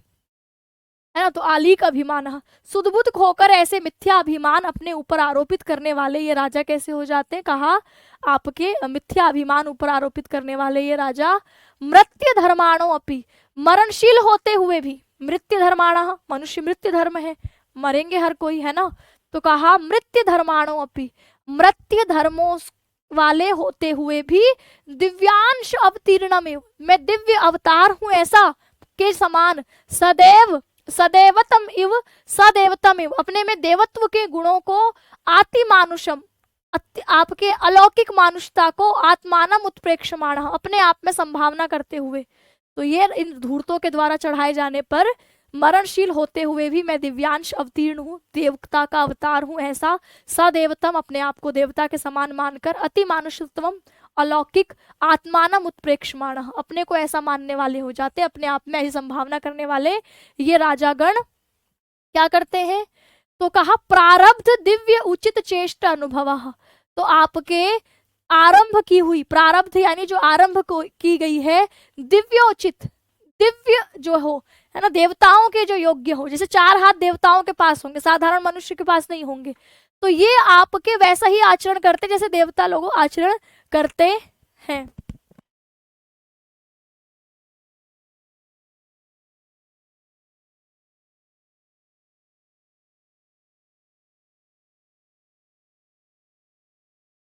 तो यहां पर कहा कि प्रारब्ध दिव्य उचित चेष्टा अनुभव, अपनी प्रारंभ कर देते हैं, आरंभ कर देते हैं, दिव्य उचित, जो दिव्य देवताओं द्वारा उचित है, ऐसी अनुक्रियाएं, ऐसी चेष्टाएं, ऐसे कार्य आरंभ कर देते हैं। तो देवों के योग्य आचरण और चेष्टा प्रारंभ करने वाले ये राजा सर्वजनस्य उपहास्यताम उपयांत, सभी लोगों की हंसी का पात्र बनते हैं, सर्वजनस्य, सभी लोगों की उपहास्यताम, उपहास का पात्र, उपयंती, उपयांती, पहुंचते हैं, बनते हैं। तो ऐसे राजा जो इन धूर्तों के द्वारा चढ़ाए जाने पर अपने आप को मैं देवता का अंश हूँ, है ना, मेरा अवतार हुआ है, ऐसे गुणों का आरोप करते हुए, झूठा अभिमान रखते हुए, धन का झूठा अहंकार रखते हुए, अपने आप को उन्हीं गुणों में आरोपित करते हुए क्या मानते हैं? तो कहा सभी लोगों की उपहास्यता, उपहास का पात्र बनते हैं। ठीक,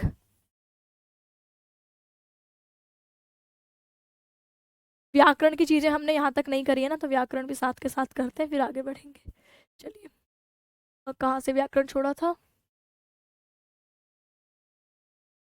हम्म हम्म हम्म हम्म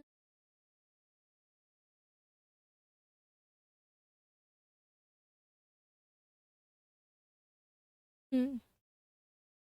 यहाँ तक तो देख ही लिया था कि परदारा अभिगमनम वैदग्ध्यमिति, दूसरी स्त्रियों के अभिगमन को ये क्या बताते हैं? तो आप कहेंगे दूसरी स्त्रियों के अधिगमन को चतुरता कहते हैं। यहाँ तक हमने व्याकरण का देखा था, इसके आगे व्याकरण नहीं देखा है, तो साथ के साथ देखते हुए चलो। ठीक है, अलौकिक मतलब होता है जो लोक में, संसार में ना पाए जाए। भाई आपके उड़ने की शक्ति है, मनुष्य में है, आपका अमेरिका का हो, श्रीलंका का हो, जापान का हो, किसी भी मनुष्य में कहीं का भी उड़ने की शक्ति तो नहीं है, तो ये उड़ने का गुण अलौकिक गुण है। मैं अपने आप को चाहूँ तो छोटा और अपने आप को चाहूँ तो खूब बड़ा कर सकती हूँ, नहीं कर सकती, ये कैसा गुण है? देवताओं का गुण है, इसको हम दिव्य अलौकिक गुण कहेंगे, है ना। तो अब देखिए, ये जो धूर्त लोग हैं वो क्या कहते हैं? तो धूर्त लोग कहते हैं कि पर स्त्री अभिगमन वैदग्ध्यम है, चतुरता है। फिर कहते हैं मृगया, मृगया शब्द में आपके जो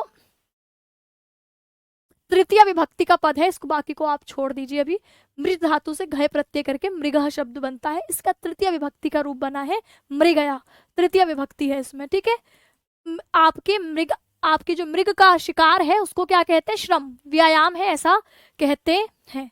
ठीक है, तो यम आपके वी और आ उपसर्ग है ना, तो यहाँ पर आपके व्या बन गया, और घय प्रत्यय, व्यायाम शब्द की उत्पत्ति है कि हमारे पास वी, आ, यम और घ्या। ठीक है, इससे आपके व्यायाम शब्द बनता है।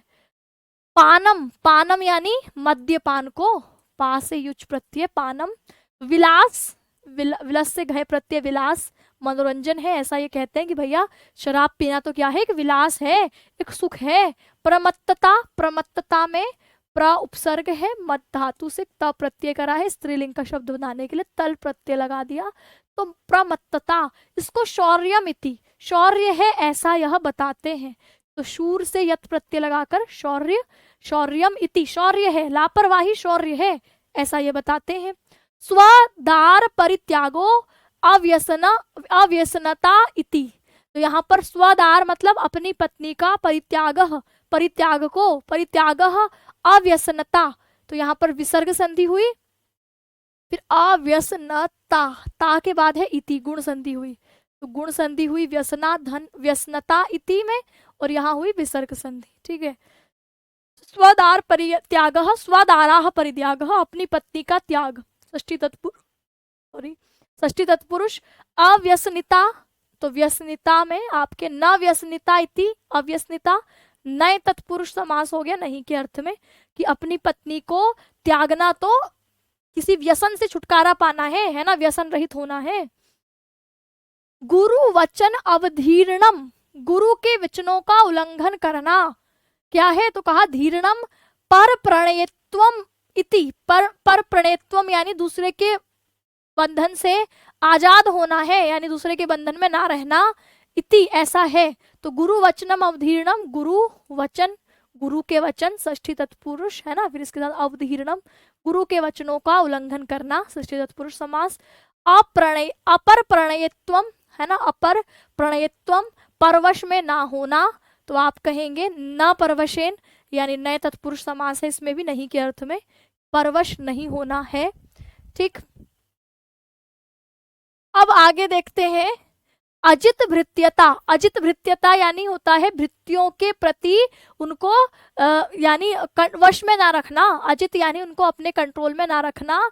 सुख उपसेवतव्यम इति, सुख उपसेवत्वम इति, यानी आपके सुख का उपसेवन करना है। जब हम अपने भृत्यों को, अपने सेवकों को अपने वश में नहीं रखते, तो यही तो सुख का अनुभव करना है, सेवा करना। असली सेवा तो यही है कि अपने भृत्यों को हमने अपने वश में नहीं कर रखा, तो भृत्यों को वश में ना रखना अजित भृत्यता, नए बहुव्रीहि है, ऐसे सेवकों को वश में न रखना। सुख उपवेशतव्यम, सुख और उपसेव्यतव्यम, गुण संधि है, सुख उपसेव्यतव्यम, सुख पूर्वक सेवा किया जाता है। सुख तो है ही शब्द, इसके साथ आपके उपसर्ग है ना, मतलब सुख उपसर्ग है सेव धातु से, तो उपसेव यत प्रत्यय लगा के सेव्यत्वम ये शब्द बना है, इसमें आपके सुख जुड़ गया है, तो सुख उपसेव्यत्वम, सुख पूर्वक सेवा किया जाना है। नृत्य गीत वाद्य वैश्य अभिशक्ति, तो यहाँ पर वैश्य की अभिशक्ति, वैश्य धन अभिशक्ति, वैश्या धन अभिशक्ति दीर्घ संधि हो गई, तो कहा कि द्वंद्व समास हो गया, क्योंकि इसमें नृत्य गीत वाद्य वैश्य ये सब आ गया। तो यहाँ पर आपके अभिशक्ति शब्द में अभि उपसर्ग है, सज धातु के साथ 3 प्रत्यय लगाकर अभिशक्ति बना है, द्वंद्व समास प्लस अभिशक्ति में 3 प्रत्यय स्त्रीलिंग वाला। तो नृत्य गीत वाद्य वैश्याओं के प्रति आसक्ति, रसिकता इति, यहाँ पर गुण संधि है, रसिकता है, तो रसिकता है यहाँ पर, ऐसा कहा गया है। महाअपराधान अकर्णनम, तो महाअपराधान दीर्घ संधि, महाअपराधान आकर्णनम है ना, तो बड़े बड़े अपराधों की अनसुनी करना, तो महाअपराध में कर्मधार है, और अनाकर्णनम न कर्णनम इस नए तत्पुरुष नहीं सुनना। महानुभावता, तो महती अनुभावता, बड़ी महानता इति ऐसी है। परिभव सहत्वम, परिभव सहत्वम होता है तिरस्कार के भाव को, अपमान के भाव को सहन करना, तो परिभव सहत्वम अपमान सहन करने को, क्षमा, शम से टाप प्रत्यय करा, क्षमा, समा है, दूसरा अपमान कर रहा है और उसको हमने सहन कर लिया, तो ये तो क्षमा है। स्वच्छंदता प्रभुत्वम इति, स्वच्छंद शब्द से टाप प्रत्यय स्वच्छंदता है ना। फिर इसके बाद आप देखेंगे प्रभुत्वम से भू धातु से तव्यत प्रत्यय किया, तो आपके भुत्वम बना, इसमें प्रउपसर्ग जुड़ गया, तो प्रभुत्वम, स्वच्छंदता प्रभुत्वम है, आप बिल्कुल स्वच्छंद है, मनमाना कर रहे हैं, तो यही तो प्रभुत्वम है, यही तो अधिकार है। देव अवमाननम, दीर्घ संधि हो गई, देव और अवमाननम, देवताओं की अवमानना करना, उनका अपमान करना। महासत्वता इति, ये भी गुण संधि है, महासत्वता महान पराक्रमता, महान जो है शीलता है ना, महान शक्तिशालिता है, ऐसा यह बताता है। तो देवता नाम अवमाननम, देवताओं का अपमान, षष्ठी तत्पुरुष। महत सत्वता, महत धन सत्व धन ताप सत्वता, ठीक है, देवताओं की महान शक्ति संपन्नता है। बंदी जन ख्याति ही यशः, बंदी लोगों के द्वारा बंदी जनों के द्वारा जो ख्याति है, बंदी जन जैसे आपके अपने भाट, चारण भाट वगैरह होते हैं, तो पहले इनका इनकम का सोर्स होता था राजा की प्रशंसा करना। यानी ये जाते थे राजा की प्रशंसा में, खूब खूब शेर कविताएं पढ़ते थे और राजा खुश होकर इनको जो आपके सोने की मुद्राएं हैं, अपने गले का हार है ना, मोती की माला है, वो दे देते थे। इनसे इनका घर परिवार चलता था। तो ये जो बंदी जन की जो ख्याति है, भाट लोग जो आपकी ख्याति में पढ़ते हैं, आपकी प्रशंसा में पढ़ते हैं, यही यश है, यही प्रसिद्धि है, ऐसा यह आपके कहते हैं। तो बंदी जन ख्याति, बंदी जनों के द्वारा दी गई ख्याति, ख्या शब्द से 3 प्रत्यय करके ख्याति बना है। और तरलता उत्साह, तरल तो उत्साह में तरल धन उत्साह है, आपकी गुण संधि हुई है। तरल में टाप प्रत्यय लगा तो तरलता बन गया। उत्साह इति उत्साह है, उत उपसर्ग से सह धातु में गए प्रत्यय उत्साह है। चंचलता तरलता उत्साह है, ऐसा ये कहते हैं। अविशेषज्ञता, तो अविशेषज्ञता न विशेष नए तत्पुरुष समास की जहां विशेषज्ञता ना होना, ज्ञा धातु से त प्रत्यय किया है तो विशेषज्ञता बन गया। पक्षपात, पक्षपातित्वमिति, पक्षपातित्वम, तो पक्षपाती ना होना है ना, यानी आपके निष्पक्षता होना है। तो पक्षपात, इन धन त्व प्रत्यय लग गए तो भेद ना जानना किसी का निष्पक्षता है। दोषान अपि गुण पक्ष मध्यात आरोपयति, दोषों को भी, द्वितीय बहुवचन, दोषों को, अपि अव्यय हो गया, भी गुण पक्ष, गुणस्य पक्षः षष्ठी तत्पुरुष, मध्यात आरोप्यत भी, तो आपके आरोप्यत भी में रूह उपसर्ग है, रूह धातु है, अधि उपसर्ग है, क्षत्रिय प्रत्यय लगा करके, और इसका रूप तृतीय बहुवचन में मध्य आरोप्यत भी, दोषों को गुण पक्ष के रूप में आरोपित करते हुए ये धूर्त। अंतः स्वयं अपि, अंदर ही अंदर अव्यय पद है, स्वयं भी क्या करते हैं, विहस भी, खुद भी हंसते हैं। हस धातु के साथ वि उपसर्ग है, तृतीय बहुवचन का रूप है विहस्पत भी, खुद भी हंसते हैं। प्रतारणा कुशल ही धूत ही, प्रतारणा यानी जो ठगी में कुशल ही, कुशल है ऐसे, धूर्त ही, धूर्तों के द्वारा। तो प्रतारणास्तु कुशलाः, प्रतारणाओं में जो कुशल है ऐसे धूर्तों के द्वारा, तृतीय बहुवचन का पद हो गया, समास सप्तमी तत्पुरुष है कि जो प्रतारणा में, ठगी में कुशल है ऐसे धूर्त ही, ये भी तृतीय बहुवचन, धूर्तों द्वारा। अमानुषो उचिता भी, अमानुष यानी जो अमानवीय अलौकिक गुण है इनके द्वारा स्तुति होने पर, तो मानुष्येभ्य उचिता, मनुष्यों के द्वारा जो उचित है, तृतीय तत्पुरुष, लेकिन ये अमानुष हो गए तो नए तत्पुरुष, नहीं मनुष्यों के द्वारा जो उचित है ऐसे। स्तुति होती है प्रशंसा, स्तुति भी तृतीय बहुवचन का पद है, स्तुतियों के द्वारा। प्रतारण्यमाणः, शानच प्रत्यय हो गया है ना, तो यहाँ पर आपके प्रा उपसर्ग, त्रिधातु, ऋच और यक आपके प्रेरणार्थक, ऋच प्रत्यय, यक प्रत्यय का यक का आगम और शानच प्रत्यय करके प्रतारण्यमाणः बना है, ठगे हुए, जाते हुए। तो अपने आप को अलौकिक स्त्रियों के द्वारा, अलौकिक स्तुति, अलौकिक यानी जो सामान्य मनुष्यों के बस में है भी नहीं, ऐसी प्रशंसा के द्वारा ठगे जाते हुए।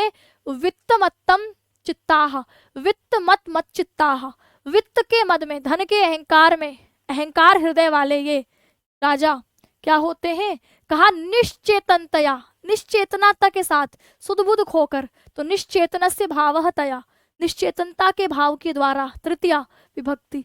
तथा एव वृद्धि संधि, तथा एव इसी प्रकार ही, इति आत्मानम आरोपिता, ऐसा अपने आप पर आरोपित करते हुए, तो आत्मानि आरोपिता, यण संधि है ना, अपने पर आरोपित करते हुए, अलीक अभिमाना, अलीका अभिमाना, झूठे अभिमान वाले, सुदबुद खोकर ऐसे मिथ्या प्रशंसा को, झूठी प्रशंसा को, अभिमान अपने ऊपर आरोपित करने वाले ये जो राजा हैं, यह क्या करते हैं, मृत्य धर्माणो अपि, मृत्य धर्म को अपनाने वाले, मरणशील होते हुए भी, धर्माणः अपि विसर्ग संधि, दिव्यांश अवतीर्णम इव, देवता का अंश हूं और मैं यहाँ पर अवतरित हुआ हूं ऐसा के समान। सदैवतम इव, सदैवतम देवता के गुणों का, अति मानुषम, अति मानुषता को, आत्मानम अपने में, उत्प्रेक्षमाणः संभावना करते हुए, मरणशील होते हुए भी। मृत्यस्य धर्माः बहुव्री समस, मनुष्य जो मृत्यु धर्म है वाला है। दिव्य अंशाः तेभ्य अवतीर्ण, दिव्य अंशों से उत्तीर्ण हुआ, अवतीर्ण हुआ। देवताधिष्ठितमिव, देवताओं के द्वारा जो अधिष्ठित है ऐसे गुणों को अपने में, अति मानुष, अति मानुषता वाले गुणों को, आत्मानम उत्प्रेक्षमाणः अपने में संभावित करता हुआ। तो यहाँ पर आत्मानम के बाद उत उपसर्ग, उत उपसर्ग, उत और प्र उपसर्ग, ईक्ष धातु से शानच प्रत्यय उत्प्रेक्षमाण। मरणशील होते हुए भी अपने को देवांश का अर्थ देवता का अलौकिक रूप मानने वाले प्रारब्ध दिव्य उचित चेष्टा अनुभव।